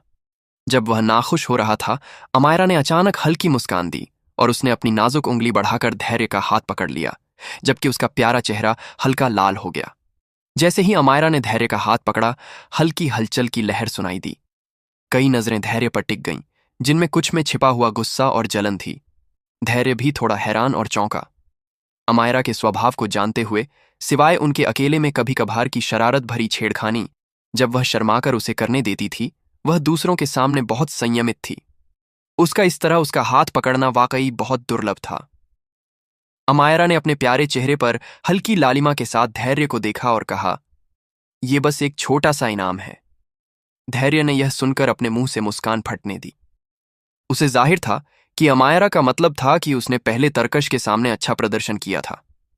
कियाना ने आधा कदम आगे बढ़ाया, लेकिन आसपास से आने वाली हलचल सुनकर उसने आंखों के कोने से देखा और तुरंत समझ गई कि क्या हुआ था। इससे उसके दिल में हल्की सांस छूटी और उसने अपनी खूबसूरत आंखें घुमाईं, जबकि उसके छोटे लाल होंठों पर हल्का सा हिलना दिखा। धैर्य ने कियाना के मुंह के कोने से उभरती मुस्कान को देखा और उसके दिल में अच्छा सा एहसास नहीं हुआ। लेकिन इससे पहले कि वह कुछ करता, कियाना तेजी से मुड़ी और उसके खूबसूरत चेहरे पर, जो देशों को डुबो सकता था, दिलकश मुस्कान उभरी। लेकिन इस वक्त उसकी आंखों में कुछ शरारती इरादा दिखा, जब उसने अचानक अपनी नाजुक उंगली बढ़ाकर धैर्य की कलाई पकड़ ली और सीधे व्यापार क्षेत्र में चल दी। उसके बाद उस पल में व्यापार क्षेत्र में पहले से मौजूद शोरगुल एकदम मौत की खामोशी में बदल गया। धैर्य की पीठ से ठंडा पसीना बह निकला। अगर पहले जो नजरें उस पर थीं वे गुस्सा और जलन से भरी थीं, तो अब उनमें असली कातिलाना इरादा था। धैर्य के मुंह के कोने हल्के से हिले और उसने सोचा, मुझे बेवकूफ बना दिया गया। ये कियाना बस एक पागल लड़की है। जैसे ही धैर्य और बाकी लोग व्यापार क्षेत्र में सीधे घुसे, बगल से आने वाली हलचल की लहरें चुपके से खामोश हो गईं। कई लोग अपनी आंखें फाड़कर सामने के दांत किटकिटाने वाले नजारे को देख रहे थे। कियाना के नाम की इतनी शोहरत थी और सब जानते थे कि इस घमंडी फीनिक्स को काबू करना कितना मुश्किल है। फिर भी उन्होंने उसे एक युवा मर्द की कलाई पकड़ते देखा। इस नज़ारे ने अनगिनत लोगों की आंखें चौड़ी कर दीं और उनके दिलों से छिपी जलन और ईर्ष्या बेकाबू होकर फट पड़ी। ये शख्स आखिर कहाँ से आया जिसने कियाना का प्यार हासिल कर लिया। वे नजरें ऐसी थीं जैसे किसी को मार डालना चाहती हों। आखिरकार हर तरफ से आने वाली कातिलाना नजरों को बर्दाश्त न कर पाने की वजह से धैर्य ने कियाना की नाजुक और जेड जैसी छोटी हथेली पकड़ी और जल्दी से पास की एक गली की ओर बढ़ गया। गली में छिपते ही कियाना ने अपनी छोटी हथेली को धैर्य के पकड़ से छुड़ाया और आंखें तरेर कर उसकी ओर देखते हुए चिल्लाई, तुम क्या कर रहे हो? उसके चेहरे पर गुस्सा उभरा और वह अपनी कलाई रगड़ने लगी। उसे साफ सफाई का बहुत ध्यान था और उसे विपरीत लिंग के लोगों का उसके शरीर को छूना बिल्कुल पसंद नहीं था। यहां तक कि पहले जब उसने धैर्य की कलाई पकड़ी थी तो उसने चुपके से अपनी आस्तीन को बीच में रख लिया था। किसे पता था कि धैर्य उसकी हथेली पकड़ने की हिम्मत करेगा। अगर अमायरा उनके साथ न होती तो शायद वह बर्दाश्त न कर पाती और धैर्य पर हमला कर देती। धैर्य ने मुंह टेढ़ा करके कहा, मैंने तो अभी तुमसे पूछना है कि तुम क्या कर रही थीं। कम से कम पहले अमायरा और मेरी इजाजत तो ले लेती, जो तुमने पहले किया। कियाना ने कुछ गुस्से में जवाब दिया, तुमने साफ तौर पर मेरा फायदा उठाया। ये शख्स फायदा उठाकर भी अपनी बेगुनाही जता रहा है। धैर्य ने नाखुशी से कहा, शुक्रिया, लेकिन मुझे ऐसा फायदा उठाने में जरा भी दिलचस्पी नहीं है। वह अमायरा को लेकर व्यापार क्षेत्र की गहराइयों की ओर बढ़ गया। अमायरा ने कुछ परेशान दिख रही कियाना की ओर बेबस कंधे उचकाए। हालांकि उसे भी कियाना की हरकतों पर थोड़ी हैरानी थी, लेकिन उसने इसे जाहिर नहीं किया। ऐसा लगता था कि कियाना को कुछ दूसरी लड़कियों की तरह धैर्य के प्रति कोई खास लगाव नहीं था। उसी तरह धैर्य भी उसे सिर्फ एक सहयोगी साथी की तरह देखता था। दोनों की पीठ देखकर कियाना ने पैर पटके और दांत कसे। उसके बगल में खड़ी पिंकी, लारी और बाकी टीम ने चुपके से नजरें फेर लीं, क्योंकि कोई भी मौजूदा कियाना को छेड़ने की हिम्मत नहीं कर रहा था। पहले जब उन्होंने कियाना को धैर्य की कलाई पकड़ते देखा तो उनके दिल पूरी तरह हैरानी और चौंकने से भरे थे, क्योंकि उन्हें कियाना की गहरी समझ थी। महान अकादमी प्रतियोगिता की शुरुआत से उन्होंने कुछ ताकतवर समूहों को उनके पास आने की कोशिश करते देखा था, लेकिन कियाना हमेशा उन शानदार युवाओं से एक खास दूरी रखती थी। उसकी मुस्कानें दिलकश और प्यारी लगती थीं, लेकिन उसकी आंखों की गहराई में एक ऐसी दीवार थी जो लोगों को हजारों मील दूर रखती थी। लेकिन उनकी आंखों के सामने कियाना, जिसे विपरीत लिंग से इतनी नफरत थी, ने एक युवा मर्द की कलाई पकड़ी थी। वे इससे हैरान कैसे न होते। कियाना ने नफरत से कहा, इसे याद रखना। वह जल्दी दोनों के पीछे चल पड़ी। पहली हरकत से सबक लेने के बाद कियाना ने फिर वही चाल नहीं चली, बल्कि वह हमेशा धैर्य से कम 3 कदम दूर रही। उसके दिल में हल्की परेशानी थी, हालांकि उसके खूबसूरत चेहरे पर कोई भाव नहीं दिख रहा था। लेकिन धैर्य को इसकी परवाह नहीं थी। उसकी नजरें उत्सुकता से आसपास की चीजों को देख रही थीं। चूना पत्थर की खुली गलियों के दोनों तरफ साधारण दुकानें बनी थीं। लोग इधर उधर आ जा रहे थे और माहौल काफी जीवंत था। ऐसे व्यापार क्षेत्र में ज्यादातर दुकानें ज्यादा समय से नहीं खुली थीं।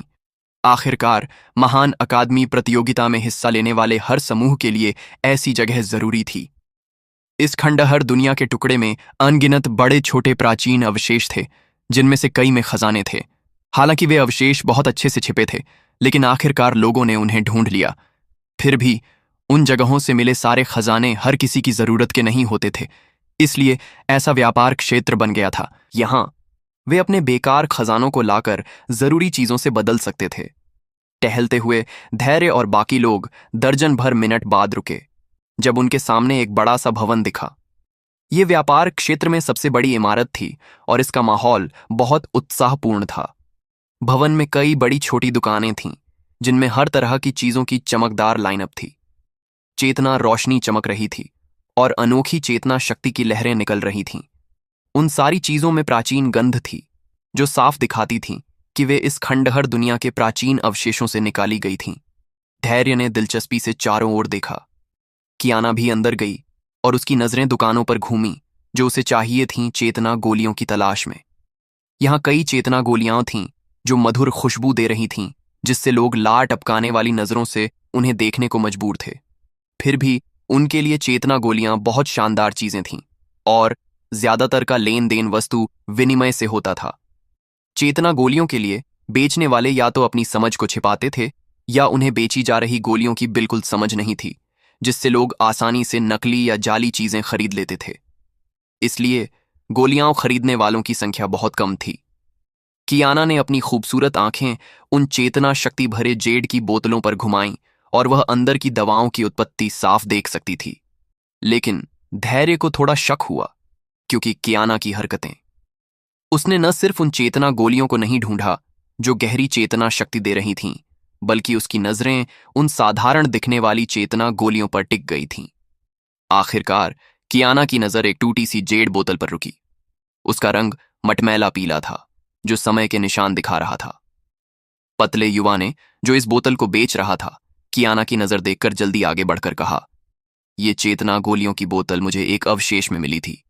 इसे आजमाने के बाद ये चेतना शक्ति को जल्दी बहाल करने में बहुत अच्छी है। कियाना ने जेड बोतल की ओर हाथ बढ़ाया और उसमें से एक चेतना गोली निकाली। गहरे हरे रंग में चमकती ये गोली ड्रैगन की आंख जितनी गोल थी, लेकिन इससे निकलने वाली चेतना शक्ति की गहराई पहले की कुछ चेतना गोलियों से तुलना में कम थी। कियाना ने रुचि दिखाते हुए पूछा, इनका दाम क्या है? पतले युवा ने तुरंत जवाब दिया, 2 उच्च स्तर के चेतना औजार, एक हमलावर और एक रक्षक। धैर्य ने भौहें हल्की उठाईं और सोचा, क्या ऊंचा दाम है? इस जेड बोतल में सिर्फ 5 चेतना गोलियां थीं। फिर भी उस शख्स ने इसके लिए 2 उच्च स्तर के चेतना औजार मांगे। चेतना गोलियां वाकई शानदार थीं। कियाना ने थोड़ा हिचकिचाया, फिर दृढ़ता से सिर हिलाया और अपनी बगल की शांत लड़की आन्या की ओर हाथ लहराया। आन्या ने हाथ हिलाया और 2 रोशनी की किरणें निकलीं, जो सीधे पतले युवा की ओर गईं। उसने जल्दी उन्हें पकड़ा और गौर से जांचने के बाद उसके चेहरे पर खुशी उभरी। कियाना ने बिना एक शब्द कहे जेड बोतल पकड़ी, मुड़ी और चल पड़ी। धैर्य ने पूछा, क्या ये 5 चेतना गोलियां वाकई इस कीमत की है? हालांकि वह खर्च करने वाला नहीं था। अगर उन 2 उच्च स्तर के चेतना औजारों को जोहार और बाकी 2 को दे दिया जाता तो उनकी ताकत काफी बढ़ सकती थी। कियाना ने उसे घूरकर जवाब दिया, तुम्हें क्या पता, इस बोतल की चेतना गोलियां हरी चेतना गोलियां होनी चाहिए। ये न सिर्फ खर्च हुई चेतना शक्ति को जल्दी बहाल कर सकती है, बल्कि अस्थायी रूप से शरीर की ताकत भी बढ़ा सकती है। सच कहूं तो इनकी कीमत इससे भी ज्यादा है। धैर्य ने हैरानी से कहा, यह शरीर की ताकत भी बढ़ा सकती है? कियाना ने कहा, लेकिन ऐसा असर पाने के लिए खास तरीके से खाना पड़ता है। इसके लिए दूसरी तरह की चेतना गोली के साथ खाना होगा, जो उस शख्स को, जिसने मुझे बेचा, बिल्कुल नहीं पता था। कियाना की चेतना गोलियों की समझ धैर्य से कहीं ज्यादा थी। उसने हाथ कसकर 2 गोल चेतना गोलियां निकालीं, और इन चेतना गोलियों पर कमल चेतना निशान है। ये गोली दैव्य दल का प्रतीक है। इसका मतलब है कि ये चेतना गोलियों की बोतल गोली दैव्य दल से आई है। धैर्य ने चौंक कर पूछा, गोली दैव्य दल? कियाना ने उदासीन जवाब दिया, अज्ञानी, तुम्हें पता होना चाहिए लेविरिया में 3 जगहें हैं जो सबसे ऊंचे दर्जे की चेतना गोलियां बनाती हैं, और गोली दैव्य दल उनमें से एक है। बाकी 2 हैं प्राचीन फुलवारी दल और अनंत रोशनी क्षेत्र। पहले दोनों की पृष्ठभूमि अनगिनत साल पुरानी है, जबकि अनंत रोशनी क्षेत्र बाद में उभरा। दूसरे ग्रहों से आए महान शख्स रोशनीदेव की गोली बनाने तकनीक अनोखी है, जिससे उनकी बनाई चेतना गोलियां परमार्थ रैंक के योद्धाओं का सपना है, जो वे हासिल नहीं कर पाते। यही एक बड़ा कारण है कि अनंत रोशनी क्षेत्र इतने कम समय में लेविरिया का क्षेत्रीय स्वामी बन गया। धैर्य ने तारीफ में कहा, वह रोशनीदेव वाकई जबरदस्त हैं। कियाना ने उसे देखा और उसके लाल होंठों के कोने पर हल्की मुस्कान उभरी। उसने कहा, हालांकि मैंने रोशनीदेव को खुद नहीं देखा, लेकिन उनकी बेटी से मिली हूं। क्या तुम चाहते हो कि भविष्य में मैं तुम्हारा परिचय उससे करवाऊं? धैर्य तुरंत अटपटा महसूस करने लगा। इस वक्त उसके पास सिर्फ उसके शब्दों को नजरअंदाज करने का विकल्प था। कियाना ने अपनी नाजुक उंगली से टटोला और 2 हरी चेतना गोलियां धैर्य और अमायरा की ओर उछलीं। उसने प्यारी मुस्कान दी और बोली, इनकार मत करना। दिव्य लड़की पहाड़ी में घुसने के बाद कई बड़ी लड़ाइयां होंगी। तुम दोनों जितने ताकतवर होंगे, हमारे खजाने हासिल करने की संभावना उतनी ज्यादा होगी। अमायरा ने थोड़ा हिचकिचाया, फिर हल्की मुस्कान के साथ सिर हिलाकर जवाब दिया, शुक्रिया कियाना। अमायरा के संबोधन को सुनकर कियाना के नाजुक चेहरे पर मुस्कान और गर्म हो गई। धैर्य के साथ उसके बर्ताव की तुलना में यह पूरी तरह अलग थी। धैर्य ने चेतना गोली ले ली और बेबसी से सिर हिलाया। जिन्हें फायदा मिलता है, उनका मुंह अपने दांता के सामने कमजोर पड़ जाता है। कियाना ने सबकी ओर हाथ लहराया और बोली, चलो, हमें चेतना गोलियां मिल गईं। वह इस जगह से जाने को तैयार थी। धैर्य ने सहमति में सिर हिलाया, लेकिन जैसे ही उसने पैर हिलाए, उसकी नजर किसी चीज पर पड़ी और वह सिर घुमाकर देखने लगा। भवन की गहराइयों की ओर देखते हुए उसे अनोखी लहरें महसूस हुईं। उसने कियाना और बाकियों की ओर इशारा किया और तेजी से भवन की गहराइयों की ओर बढ़ गया। भवन खुला खुला था और सबसे गहरे हिस्से में एक लकड़ी का मंच था, जिसके आसपास समूहों की भीड़ थी और लगातार शोर आ रहा था। वह इलाका एक छोटा सा सौदा मंच था। आमतौर पर जो यहां सौदा करने आते थे, उनके पास अच्छी खासी ताकत होती थी। धैर्य सौदा मंच के आसपास टहल रहा था और उसकी नजरें मंच पर टिकी थीं। वहां एक युवा खड़ा था, जिसके हाथ में एक कांस्य कागज था। कागज तलवार के आकार का था और उसमें समय के निशान थे। साथ ही उसे निकलने वाली अनोखी लहरें हैरान करने वाली थीं। कियाना और अमायरा ने सवाल भरे स्वर में पूछा, ये क्या है? वे उस कांस्य कागज को देखते हुए पीछे पीछे आई थीं। धैर्य ने जवाब दिया, ये एक चेतना जाल का खाका होना चाहिए। कांस्य कागज से निकलने वाली लहरें ही थीं जिन्होंने उसे रुकने और मुड़ने पर मजबूर किया। आखिरकार उसकी एक और पहचान थी, चेतक योगी। इसीलिए इस चेतना जाल के खाके ने उसकी रुचि जगा दी थी। कियाना ने धैर्य को देखा और सोच में पड़ गई। इस वक्त वह युवा कांस्य कागज को ऊंचा उठाकर बोला, देवियों और सज्जनों, जैसा आपने अनुमान लगाया, मेरे हाथ में यह कागज वाकई एक चेतना जाल का खाका है। उसकी मजबूत आवाज गूंजी, ये चेतना जाल का खाका रैंक 5 का होना चाहिए, लेकिन ये एक संयोजन खाका है। संयोजन खाका? उसके बयान से आसपास हल्की हलचल हुई। कई लोग जो इसमें रुचि रखते थे, थोड़ा ध्यान केंद्रित करके उस युवा के हाथ में कागज को देखने लगे। चेतक योगियों को रैंकों में बांटा जाता है। एक बार रैंक 5 चेतक योगी का स्तर पाने पर वे अप्रत्याशित हो जाते हैं। एक कदम और आगे बढ़ने पर वे चेतना जाल के परमाचार्य बन जाते हैं। आमतौर पर चेतना जाल के परमाचार्य ऐसी ताकतें होती हैं जो परमार्थ रैंक के योद्धाओं से टक्कर ले सकती हैं। इसलिए कमजोर और ताकतवर रैंक 5 चेतक योगियों में बड़ा फर्क होता है। कुछ ताकतवर रैंक 5 चेतक योगी चेतना शक्ति परीक्षा या यहां तक कि अंतरात्मा परीक्षा पास कर चुके योद्धाओं को भी डरा सकते हैं। वहीं कुछ रैंक 5 चेतक योगी मानव शरीर परीक्षा पास कर चुके योद्धा से निपटने में मुश्किल महसूस करते हैं।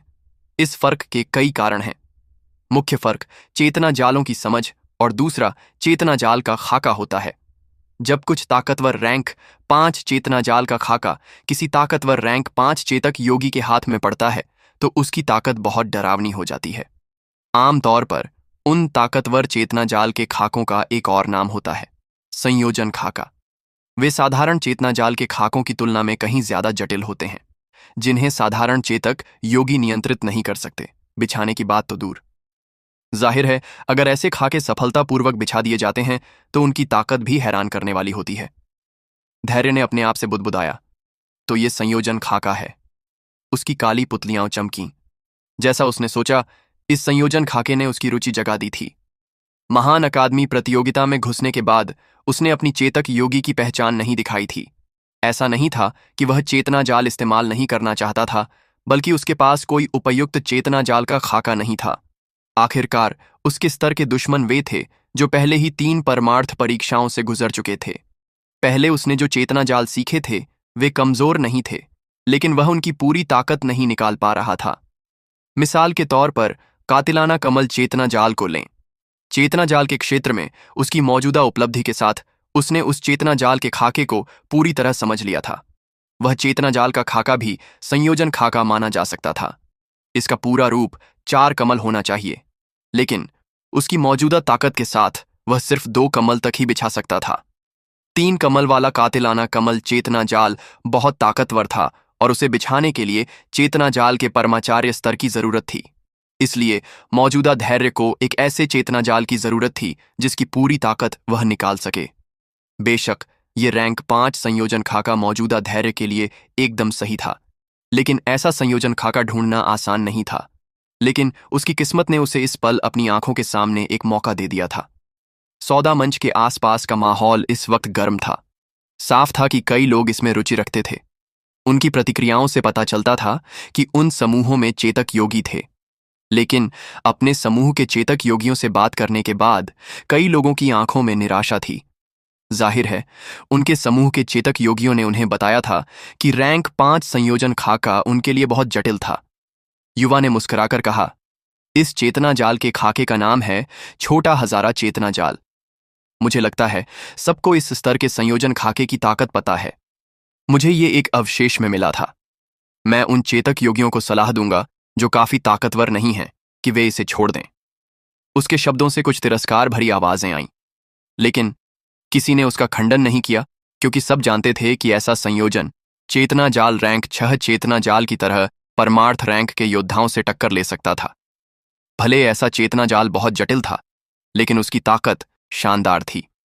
युवा ने कांस्य कागज को पकड़े हुए कहा, मैं इस चेतना जाल के खाके की इस सौदा मंच पर नीलामी कर रहा हूं। मैं सिर्फ 2500 अंक मांग रहा हूं। उसके बयान ने दूसरी बार हलचल मचाई, यहां तक कि धैर्य ने भी अपनी भौहें हल्की सिकोड़ लीं। इस वक्त उनके लिए ऐसा दाम कम नहीं था। आखिरकार उनके पास सिर्फ 3700 अंक थे और इसका दाम 2500 था। साधारण समूहों के लिए ऐसा दाम देना असंभव था। सौदा मंच के आसपास लोग आपस में बात करने लगे और कई ने मन ही मन सिर हिलाकर इसे छोड़ दिया। भले चेतना जाल का खाका ताकतवर था, लेकिन इसकी मांग बहुत थी। अगर वे इसे हासिल भी कर लेते तो इसे सफलतापूर्वक बिछाना मुश्किल था। धैर्य ने पल भर सोचा और फिर अपने समूह की ओर देखा। उसे वाकई इसकी चाहत थी, लेकिन अंक समूह के थे तो वह अकेले खर्च नहीं कर सकता था। अमायरा ने मुस्कुराकर कहा, मुझे कोई आपत्ति नहीं। जोहार और बाकी दो ने हंसकर कहा, तुम लीडर हो, तुम फैसला लो। धैर्य ने सिर हिलाकर कहा, शुक्रिया। उसने और हिचकिचाहट नहीं की और ऐलान किया, 2600। उसकी आवाज ने दूसरों की बातचीत तोड़ दी और कई हैरान नजरें उसकी ओर गईं। धैर्य को गौर से देखने के बाद वे फिर बात करने लगे। ये कौन सा समूह है? उनके अकादमी बैच से लगता है। उत्तरी कायनात अकादमी। ओह, उत्तरी कायनात अकादमी? क्या ये वही उत्तरी कायनात अकादमी का समूह है जो शीर्ष 16 में पहुंचा? हाँ, वही होंगे, वरना इतने अंक कहां से लाते? बातचीत में कई लोगों को धैर्य के समूह की पहचान समझ आ गई और उनकी नजरें थोड़ी गहरी हो गईं। सौदा मंच पर खड़ा युवा भी हैरान नजरों से बोला, उत्तरी कायनात अकादमी का समूह 2600 अंक की बोली लगाता है। कोई और ऊंची बोली? उसके सवाल का कोई जवाब नहीं आया। कई समूहों ने बेबसी में कंधे उचकाए। दाम पहले ही बहुत ऊंचा था और उनके पास इतना जटिल चेतना जाल बिछाने की काबिलियत भी नहीं थी। इसलिए इतनी मेहनत से जमा किए अंकों से ऐसी चीज बदलने की जरूरत नहीं थी। मंच पर युवा ने जवाब से बेबस मुस्कान दी। लगता था उसकी बड़ी कमाई की मंशा फेल हो गई थी, लेकिन कम से कम उसे ऊंचा दाम तो मिला। उसने कियाना की ओर देखकर मुस्कुराया और कहा, चूंकि और कोई बोली नहीं लगा रहा तो ये कागज उत्तरी कायनात अकादमी के समूह का होगा। आदरणीय। एक उदासीन आवाज गूंजी, 3000। इस आवाज ने उस युवा की आवाज को रोक दिया। कई लोग सिर उठाकर उस दिशा में देखने लगे जिधर से आवाज आई थी। धैर्य ने भी भौहें सिकोड़कर सिर उठाया। भवन की दूसरी मंजिल पर अंधेरे में कुछ छायाएं खड़ी थीं। सामने 2 लोग खंभे से टिके थे। वे मुस्कुराते हुए धैर्य और उसके समूह को देख रहे थे। बाईं ओर वाला पतला था, सुनहरे बालों के साथ। उसका चेहरा आकर्षक था और होंठों पर मुस्कान थी। उसकी आंखों से तीखापन निकल रहा था। दाईं ओर एक मजबूत शख्स था जिसकी आकृति भालू जितनी थी। उसकी नंगी बाहें जख्मों से भरी थीं और गहरी खून की प्यास निकल रही थी। दोनों नीचे पहली मंजिल पर धैर्य को देख रहे थे। जब उनकी नजरें मिलीं तो उनके बीच ठंडी हवा गूंजने लगी। मंच के आसपास सबने उन 2 आकृतियों को देखा और पल भर के लिए चौंके। उनकी भौहें हिलीं। ये दोनों शख्स सचमुच दिख गए और लगता था कि वे उत्तरी कायनात अकादमी के समूह को निशाना बना रहे थे। अब तो मजा आएगा। उत्तरी कायनात अकादमी का यह समूह साधारण नहीं था। उसी तरह ये दोनों भी साधारण नहीं थे। हाल ही में कई ताकतवर समूह उनके हाथों गिरे थे। धैर्य ने भौहें सिकोड़ी और उसे उन दोनों से अनोखी लहरें महसूस हुईं।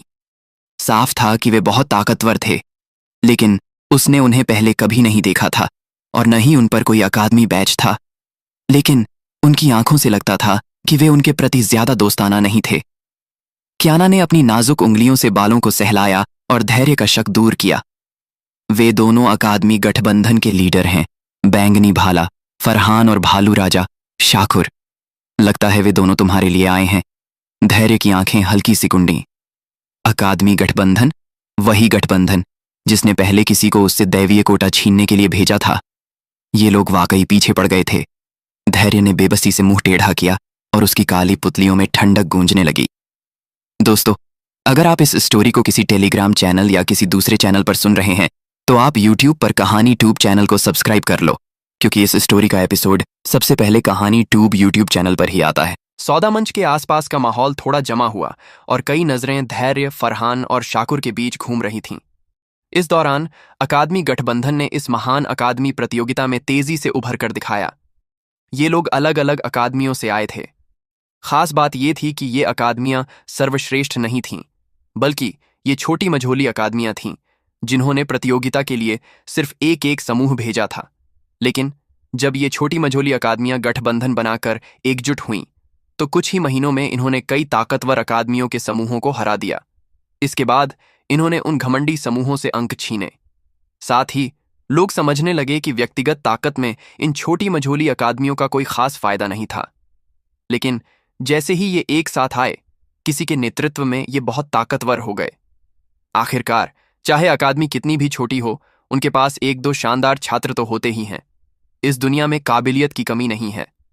कहा जाता है कि अकादमी गठबंधन के 4 लीडर थे। फरहान और शाकुर, जो सामने खड़े थे, तीसरे और चौथे रैंक पर थे। इनके ऊपर 2 और लीडर थे। सबसे ज्यादा नाम जिसका गूंजा वह था भूतिया राजा मान्यू, जो दूसरे रैंक पर था।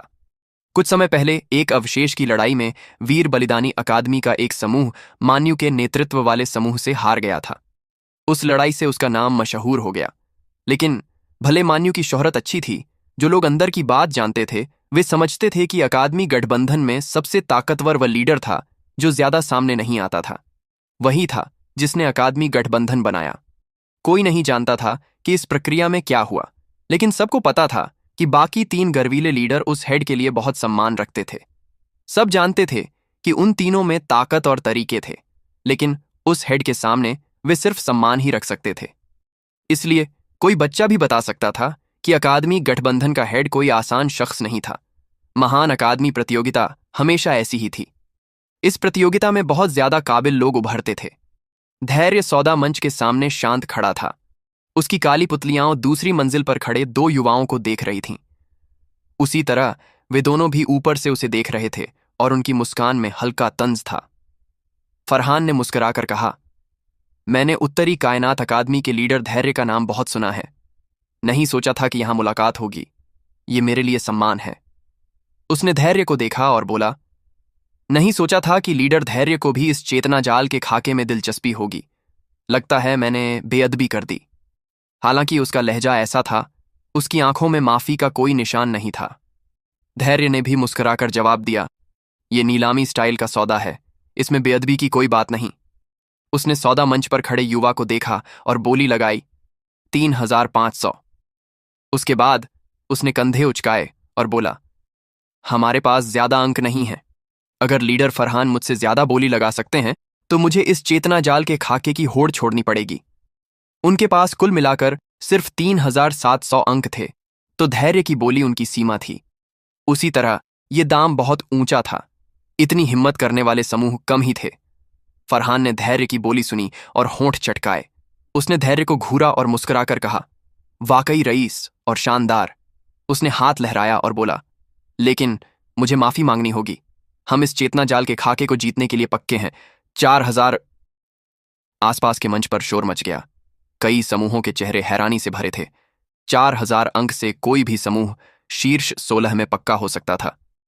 अकादमी गठबंधन वाकई रईस था, क्योंकि उन्होंने बिना हिचक के इतनी रकम निकाल दी। 4000। इसके लिए उन्होंने कितने समूहों को लूटा होगा और कितनी कड़वी लड़ाइयां लड़ी होंगी। जोहार और बाकियों की आंखों में भी गुस्सा उभरा।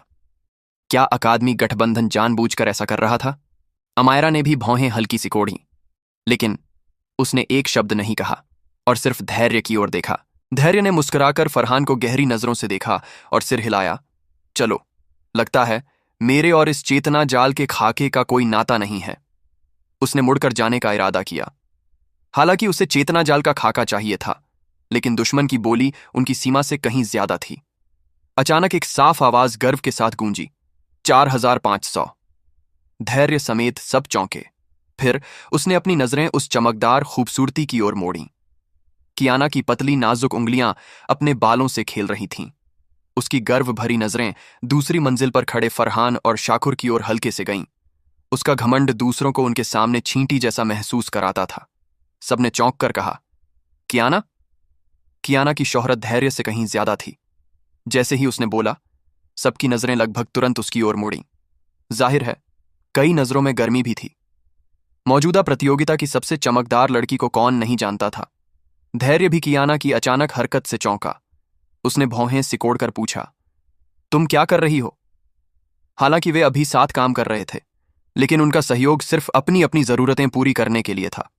इसलिए भले उसे पता था कि उसके बगल की ये लड़की सबसे ज्यादा अंक रखती थी, उसने उससे मदद मांगने का कोई इरादा नहीं किया था, क्योंकि वह अच्छे से जानता था कि इतने अंक कोई भी समूह नजरअंदाज नहीं कर सकता। कियाना ने गर्व के साथ धैर्य को देखा और बोली, ये तुम्हारे अंक नहीं है, तुम्हें क्या फिक्र? वह अमायरा के साथ जैसी नरम थी, वैसी धैर्य के साथ नहीं थी। धैर्य सिर्फ खामोश रह सका। फरहान ने भौहें सिकोड़कर कियाना को देखा और बोला, हमारे अकादमी गठबंधन और तुम्हारे बीच कोई दुश्मनी नहीं है, तुम इसमें क्यों पड़ रही हो? भले अकादमी गठबंधन की शोहरत कमजोर न थी, लेकिन वे इस समूह से डरते थे जिसके पास पूरी प्रतियोगिता में सबसे ज्यादा अंक थे। कियाना ने जवाब दिया, मुझे ये चेतना जाल का खाका पसंद है, क्या मैं नहीं ले सकती? फरहान की आंखों में गुस्सा चमका।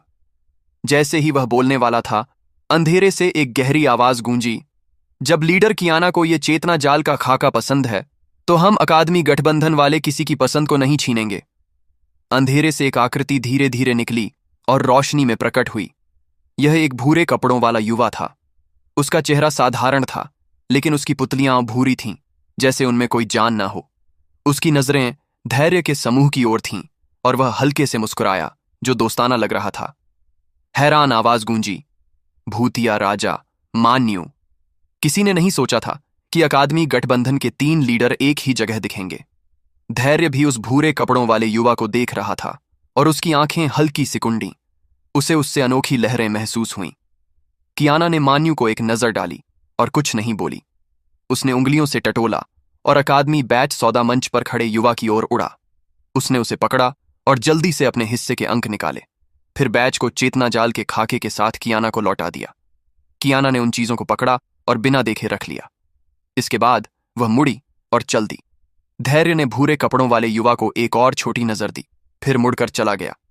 उन्हें जाते देख फरहान ने भौहें सिकोड़ी और अनमने ढंग से कहा, क्या हम उन्हें खाका ले जाने देंगे?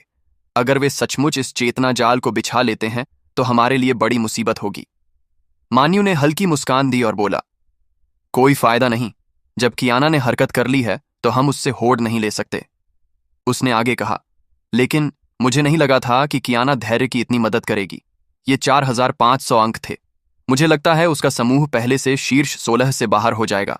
फरहान ने जलन भरे लहजे में कहा, वह ऐसा क्यों करेगी? क्या उसे धैर्य से प्यार हो गया? इतनी गर्वीली खूबसूरती को शीर्ष स्थान छोड़ने के लिए तैयार करना ऐसा कारनामा था जो बाकी मर्दों को असंतुलित कर सकता था। मान्यू ने सिर हिलाया और मुस्कुराकर बोला, इसके बारे में पक्का नहीं। इस घटना से न जाने कितने लोग जो कियाना में दिलचस्पी रखते थे निराश होंगे। खबर फैलाओ, धैर्य और उसका समूह दिव्य लड़की पहाड़ी की ओर जा रहे हैं। इस बार वहां कई ताकतवर लोग जमा हुए हैं। अगर ये खबर फैलती है तो मुझे लगता है उन्हें कुछ मुसीबत होगी। फरहान की आंखें चमकीं, फिर वह अपनी हंसी रोक नहीं सका। इस बार धैर्य की किस्मत खराब होने वाली थी। दरबार से बाहर निकलने के बाद कियाना ने उंगलियों से टटोला और चेतना जाल का खाका धैर्य की ओर उछाला। धैर्य ने उसे पकड़ा और उस चेतना जाल के खाके को देखा जिसमें अभी भी हल्की खुशबू थी। उसने बेबसी से कहा, यह तोहफा कुछ ज्यादा महंगा लगता है। इसके कारण तुम्हारा समूह शीर्ष स्थान से शीर्ष 16 से बाहर हो गया। कियाना ने अपनी आकर्षक आंखों से धैर्य को देखा और बोली, बस 4500 अंक। अगर मैं चाहूं तो थोड़े वक्त में इसे वापस कमा लूंगी। बस तुम्हें साफ होना चाहिए कि मेरे मन में तुम्हारे लिए कोई और भावनाएं नहीं हैं। ये सिर्फ एक निवेश है, इसलिए सावधान रहना। अगर तुम इस चेतना जाल से निपट नहीं पाए तो देख लेना, मैं तुम्हें ठीक करूंगी। धैर्य ने मुस्कुराकर कांस्य कागज को सहलाया। उसने और हिचकिचाहट नहीं की और बोला, मुझसे इतनी उम्मीद रखने के लिए शुक्रिया। लेकिन जब तुम्हारा समूह पहले स्थान से गिर गया है तो मैं जरूर तुम्हें वहां वापस भेजूंगा। उसने बात खत्म की, चेतना जाल का खाका रखा और अमायरा का हाथ पकड़कर आगे बढ़ गया। पिंकी और लारी ने हंसकर कहा, हाँ हाँ हाँ, धैर्य भाई वाकई दृढ़ हैं। उन्होंने पूछा, लीडर, क्या तुम सहमत नहीं हो? कियाना ने उसकी पीठ को देखा और अपने गुलाबी होंठ बिगाड़े। उसने कहा, बेशर्मी से डींग मारना बंद करो। दूसरी तरफ दिव्य लड़की पहाड़ी, वह जगह जो प्राचीन समय में भी लेविरिया में एक ताकतवर ताकत थी। मौजूदा लेविरिया की स्थिति में भी यह ऐसी विशाल शक्ति थी जिसे कोई कम नहीं आंक सकता था। इसीलिए महान अकादमी प्रतियोगिता में हिस्सा लेने वाला हर शख्स इन अवशेषों की विरासत की ओर खींचा गया था। बाकी सारे अवशेष इस स्तर के अवशेष की तुलना में बहुत कमजोर थे। इसलिए जब धैर्य और उसका समूह इस इलाके में पहुंचा, वे इस शानदार नज़ारे से हैरान रह गए, क्योंकि उनकी नज़रों में हर दिशा से अनगिनत रोशनी की किरणें उड़ रही थीं। उनकी रफ्तार से होने वाली ध्वनियाएं अंतहीन थीं। धैर्य और उसका समूह एक पर्वत चोटी पर खड़ा था। उन्होंने सामने के नज़ारे से गहरी सांस ली और कड़वी मुस्कान दी। इस पैमाने से देखें तो शायद 10,000 समूह यहां आए होंगे। ये लोगों की डरावनी संख्या थी। भले ही महान अकादमी प्रतियोगिता के सारे समूह यहां जमा नहीं हुए थे, लेकिन ये फिर भी अच्छी खासी संख्या थी। इस पैमाने को देखकर धैर्य के समूह ने जो कुछ 100 समूहों का सामना दिव्य लड़की महल में किया था, वह तुलना में कुछ भी नहीं था। धैर्य ने जमीन हिलाने वाली रोशनी की मात्रा को देखा और गहरी सांस खींचकर कहा, इसे कहते हैं नजारा। कियाना ने सिर हिलाकर सहमति दी और बोली, इस खंडहर दुनिया में दिव्य लड़की महल को सबसे शानदार अवशेषों में से एक माना जा सकता है। धैर्य की भौहें हिलीं और उसने पूछा, सबसे शानदार में से एक? उसे कियाना के शब्दों में छिपा संदेश समझ आया। कियाना ने कहा, क्या तुमने सोचा कि इस विशाल दुनिया में दिव्य लड़की महल बेजोड़ था? खंडहर दुनिया की विशालता तुम सोच भी नहीं सकते। आमतौर पर यह खंडहर दुनिया इसका सिर्फ एक किनारा है, और इस किनारे पर भी दिव्य लड़की महल बेजोड़ नहीं था। कुछ और ताकतें थीं जो इसकी बराबरी कर सकती थीं। उसने आगे कहा, जब दिव्य लड़की महल ने अपनी विरासत छोड़ी तो बाकी शानदार ताकतों ने भी ऐसा ही किया। जाहिर है उन ताकतों की विरासतें भी बची हैं, लेकिन उन छिपी ताकतों की तुलना में दिव्य लड़की महल को ढूंढना ज्यादा आसान था। धैर्य का चेहरा गंभीर हो गया। यह खंडहर दुनिया बहुत डरावनी थी। इसका सिर्फ एक कोना उत्तरी महाद्वीप से टक्कर ले सकता था। यह वाकई लेविरिया की सबसे बड़ी दुनिया में से एक थी। जोहार ने पूछा, खंडहर दुनिया टूटी कैसे? कियाना की पुतलियों में दुर्लभ गंभीरता उभरी और उसने कहा, कहा जाता है कि एक भयंकर युद्ध की वजह से जो पूरे लेविरिया को प्रभावित कर गया था। नहीं, इसे युद्ध नहीं कह सकते। ये एक प्रलय थी। उस लड़ाई में लेविरिया की कई शानदार ताकतें खत्म हो गईं और अनगिनत शीर्ष लोग गिर गए। उसने आगे कहा, मुझे नहीं पता कि उस प्राचीन समय में क्या हुआ। बस इतना पता है कि उस प्रलय में लेविरिया लगभग नष्ट हो गया था। जोहार और बाकियों के चेहरे पीले पड़ गए।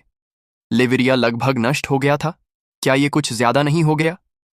धैर्य का चेहरा भी बदल गया, लेकिन उसे परमार्थ सफेद ड्रैगन की बात याद आई जब उसने अंधेरे के शैतानों की बात की थी। वे लेविरिया के जीव नहीं थे। कोई नहीं जानता था कि उनकी उत्पत्ति कहां से थी, क्योंकि वे बिना रुके आक्रमण करते थे और लेविरिया पर हमला कर रहे थे।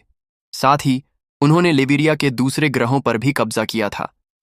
जहां भी वे गए वहां सारी जिंदगी का विनाश लाए, जबकि परमार्थ सफेद ड्रैगन ऐसे ग्रहों का बचा हुआ था जो लेविरिया में भाग आया था।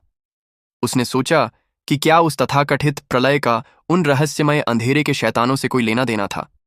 धैर्य ने सिर हिलाया और विचारों को झटक दिया। उसने कहा, चलो, आगे वह जगह होनी चाहिए जहां दिव्य लड़की पहाड़ी है। चलकर देखते हैं। इस बार वाकई कई ताकतवर लोग आए हैं। उसे नहीं पता था कि वे जीव क्या थे, लेकिन उसका मौजूदा हाल से कोई लेना देना नहीं था, और वह अभी इतना कमजोर था कि उन चीजों को रोकने की हैसियत नहीं थी। उसे अभी भी अपनी रक्षा करने वाली चीजों के लिए मेहनत करनी थी। दुनिया बचाने की बात तो दूर थी। वह आगे बढ़ा और रोशनी की किरण में बदलकर उस विशाल रोशनी की धारा में मिल गया और दूर की ओर उड़ा। दर्जन भर मिनट बाद धैर्य की आकृति धीरे धीरे धीमी हुई और वह 100 फीट ऊंचे एक विशाल पेड़ पर उतरा। उसकी नजरें सामने केंद्रित थीं। उन पर्वत श्रृंखलाओं में एक विशाल हरी पहाड़ी चुपके से खड़ी थी, जैसे कोई प्राचीन सुप्त विशाल जानवर। यह प्राचीन गंध बिखेर रही थी जो दूसरों को प्राचीन समय में लौटने का एहसास दे रही थी। धैर्य ने उस विशाल पहाड़ी को देखा और बोला, तो ये है दिव्य लड़की पहाड़ी। पहाड़ी बहुत विशाल थी। वहां खड़े होकर वे चींटियों जैसे लग रहे थे। वह पहाड़ी जबरदस्त जीवन शक्ति बिखेर रही थी। हरियाली ऐसी थी जैसे वह कभी मुरझाएगी नहीं। धैर्य ने दोनों आंखें सिकोड़ी और बोला, लेकिन इसमें कुछ ठीक नहीं लगता। हालांकि विशाल पहाड़ी सामने थी, उसे लग रहा था कि वह इसे कभी छू नहीं सकता। कियाना ने बगल से हल्के से कहा, बिना किसी खास तरीके के कोई भी दिव्य लड़की पहाड़ी में नहीं घुस सकता। भले तुम इसे देख सको, तुम कभी इसके करीब नहीं पहुंच सकते। धैर्य की नजरें प्राचीन पहाड़ी पर कसकर टिकी थीं और उसकी आंखें तुरंत सिकुंडी। उसे धुंधले तौर पर लगा कि प्राचीन पहाड़ी के आसपास एक पर्दा था, लेकिन वहां ऐसी लहरें भी थीं जो दूसरों के दिल को ठंडा कर सकती थीं। ये चेतना जाल की लहरें थीं, धैर्य ने धीरे कहा। इस दिव्य लड़की पहाड़ी को एक बहुत डरावने चेतना जाल ने ढक रखा है। कियाना की भौहें हिलीं। वह चेतक योगी नहीं थी, इसलिए उसे चेतना जाल की लहरें महसूस करने का कोई तरीका नहीं था। धैर्य ने मुस्कुराकर कहा, यह प्राचीन चेतना जाल बहुत डरावना है। परमार्थ रैंक के योद्धा भी आसानी से इसमें घुस नहीं सकते, लेकिन समय बीतने के साथ इसमें कुछ नुकसान हुआ है, वरना मुझे इसका एहसास नहीं होता। कियाना ने अपनी फीनिक्स जैसी आंखें सिकोड़ी और बोली, लगता है तुम वाकई चेतक योगी हो। उसकी आंखों के कोने बहुत आकर्षक थे। जैसे ही उसने आंखें सिकोड़ी, उसमें रिझाने वाला एहसास उभरा। ये औरत निश्चित तौर पर विपदा बनने की काबिलियत रखती थी, लेकिन धैर्य के मन में कोई और विचार नहीं थे, क्योंकि उसके दिल में पहले से एक विपदा बसी थी। धैर्य ने न तो माना और न ही इनकार किया, बस मुस्कुराया। उसे कियाना का बर्ताव और स्टाइल वाकई पसंद था। जैसे कल उसने भारी अंकों से चेतना जाल का खाका लाकर दिया था। उसकी वो हरकत काफी शानदार थी। उसे अच्छे से पता था कि उनके सहयोग से सबसे ज्यादा फायदा कैसे उठाना है। भले उसने भारी कीमत चुकाई थी, लेकिन उसने धैर्य को अपना एहसानमंद बना लिया। सिर्फ इस बात से ही धैर्य इसे नकार नहीं सकता था। ऐसे शख्स के साथ साझेदारी करना सबसे अच्छा था, लेकिन अगर ऐसा शख्स दुश्मन बन जाता तो बहुत डरावना होता। इतना कि धैर्य भी उसे दुश्मन नहीं बनाना चाहता था। इस औरत के पास सिर्फ उसकी रोंगटे खड़े करने वाली खूबसूरती या स्वभाव नहीं था। उनके बात करने के दौरान आसमान में लगातार ध्वनियां गूंज रही थीं और अनगिनत रोशनी की किरणें उड़ रही थीं। इसके बाद वे किरणें मानव आकृतियों में बदलीं और आसपास की पहाड़ियों पर उतरीं। 1 घंटे से भी कम में विशाल पेड़ धीरे धीरे लोगों से भर गए। आम तौर पर जो इस समय यहां पहुंच गए थे, उनके पास कुछ न कुछ काबिलियत थी, और धैर्य देख सकता था कि समूहों के मामले में ये समूह महान अकादमी प्रतियोगिता की शुरुआत की तुलना में बहुत मजबूत हो गए थे। साफ था कि इतने कम समय में कई समूहों की ताकत तेजी से बढ़ रही थी। उस समुद्र जैसी समूहों की भीड़ में धैर्य को धुंधले तौर पर छिपी लेकिन साफ तीखी और खतरनाक लहरें महसूस हुईं। बिना कहे कई ताकतवर समूह भी उभरे थे। अमायरा ने अपनी आकर्षक आंखें चारों ओर घुमाईं और बोली, इस सामने वाले दिव्य लड़की पहाड़ी को खोलने के लिए सभी 6 दैवीय कोटों की जरूरत होगी। दैवीय कोटे इस दिव्य लड़की पहाड़ी की चाबी होने चाहिए। धैर्य ने हल्का सिर हिलाया। उसने हाथ कसकर हरे लकड़ी के तख्ते को पकड़ा। उसने तख्ते को हथेलियों पर रगड़ा। उसे साफ पता था कि इस लकड़ी के तख्ते में एक छोटी दैवीय कला थी। क्या इसका मतलब था कि बाकी 5 लोगों जिन्हें दैवीय तख्ते मिले, उन्हें भी एक तरह की छोटी दैवीय कला मिली थी? अगर ऐसा था तो उसे उन लोगों से निपटने में सावधानी बरतनी होगी। धैर्य को दैवीय कला की ताकत अच्छे से पता थी। भले वह मानव शरीर परीक्षा से गुजर चुका था, अगर उसे दैवीय कला लगती तो गहरी चोटें लग सकती थीं। धैर्य की आंखें अचानक केंद्रित हुईं और उसने दूर देखा। एक लाल रोशनी की किरण उनकी दिशा में उड़ी और 10 आकृतियों में बदली, जो पर्वत छोटी पर उतरी। परिचित लहरों से धैर्य ने तुरंत पहचान लिया कि यह तरकश और उसका समूह था।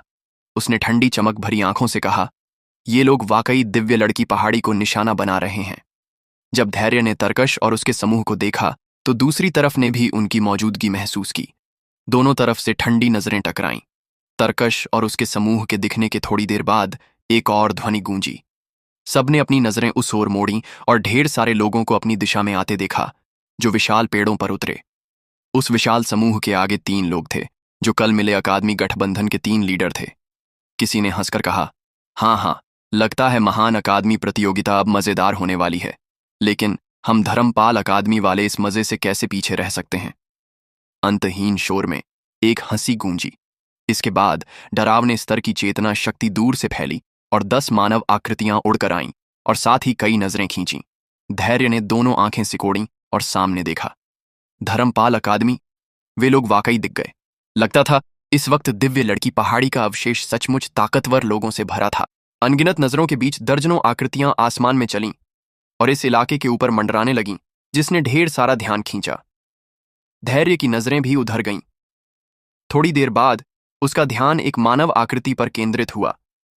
यह एक सफेद गाउन पहने युवा था। उसके लंबे बाल हवा में लहरा रहे थे। उसका सफेद गाउन और काले बाल उसे आत्मविश्वास और सहजता दे रहे थे। उसके आकर्षक चेहरे पर शानदार मुस्कान थी, जो उसे खासा दोस्ताना बना रही थी। धैर्य ने उस शख्स को देखते हुए कहा, यह धर्मपाल अकादमी के 4 पवित्र पुत्रों में हेड पवित्र पुत्र जफर होना चाहिए ना? उसने उससे अच्छी खासी चेतना शक्ति की लहरें महसूस कीं। ये लहरें उन योद्धाओं से कहीं ज्यादा ताकतवर थीं जो चेतना शक्ति परीक्षा से गुजर चुके थे।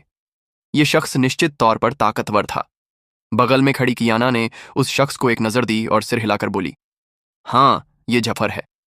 धर्मपाल अकादमी के 4 पवित्र पुत्रों में उसकी शोहरत सबसे ज्यादा है और वह उनमें सबसे बड़ा भी है। इससे पहले मैंने उसके साथ एक बार सहयोग किया था। धैर्य चौंका और बोला, ओह। उसे नहीं लगा था कि कियाना ने जफर के साथ पहले सहयोग किया होगा। उसने मुस्कुराकर पूछा, तो क्या उसे तुम्हारा सहयोगी साथी माना जा सकता है? कियाना ने धैर्य को रिझाने वाली मुस्कान दी और बोली, फायदे के लिए सिर्फ उस वक्त हमने सहयोग किया था। क्या बात है, तुम्हारे दिल में थोड़ा बेचैनी महसूस हो रही है? निश्चिंत रहो, अभी मैं तुम्हारी सहयोगी साथी हूं।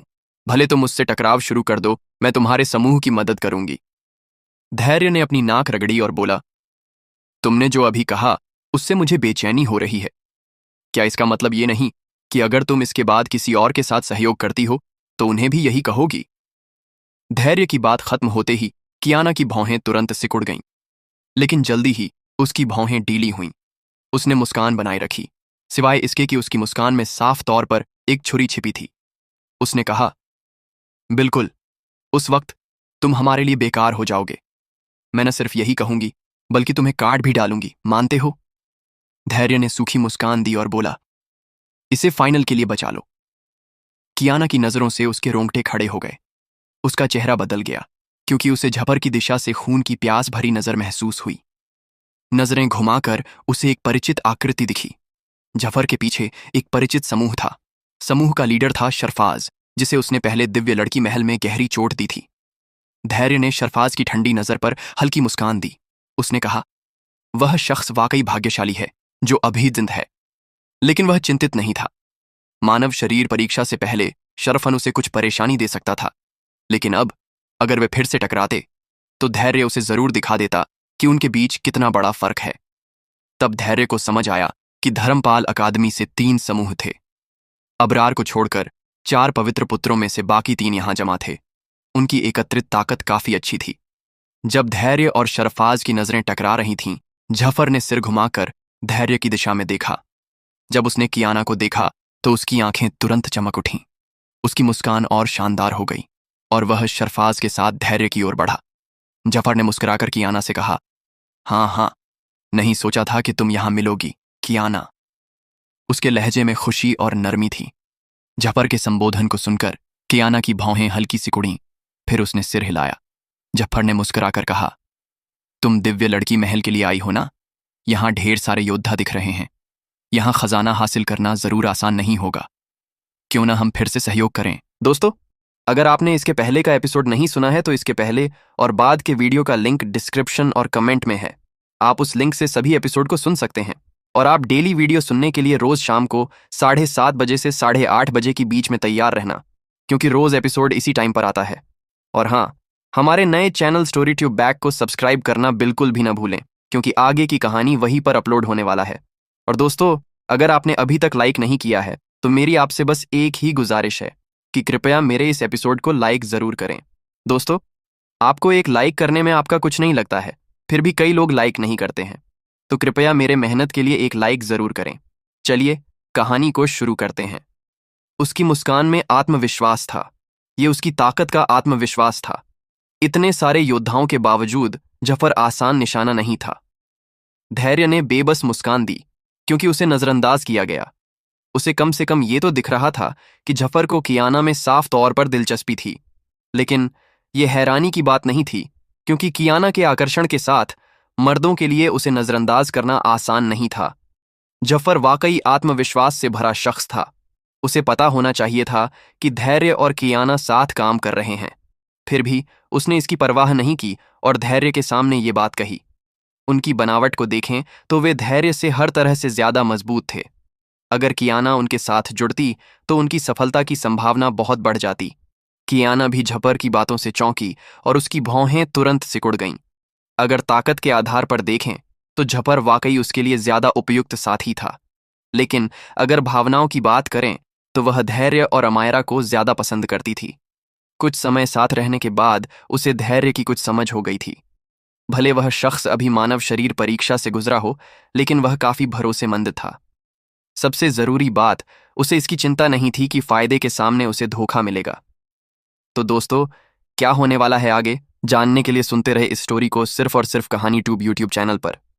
ये रहा आज का एपिसोड। अगर आपको कहानी पसंद आई हो तो कमेंट में अपनी राय जरूर साझा करें और वीडियो को लाइक करना और अपने दोस्तों के साथ शेयर करना न भूलें। हम फिर मिलेंगे एक और नई मजेदार और दिलचस्प कहानी।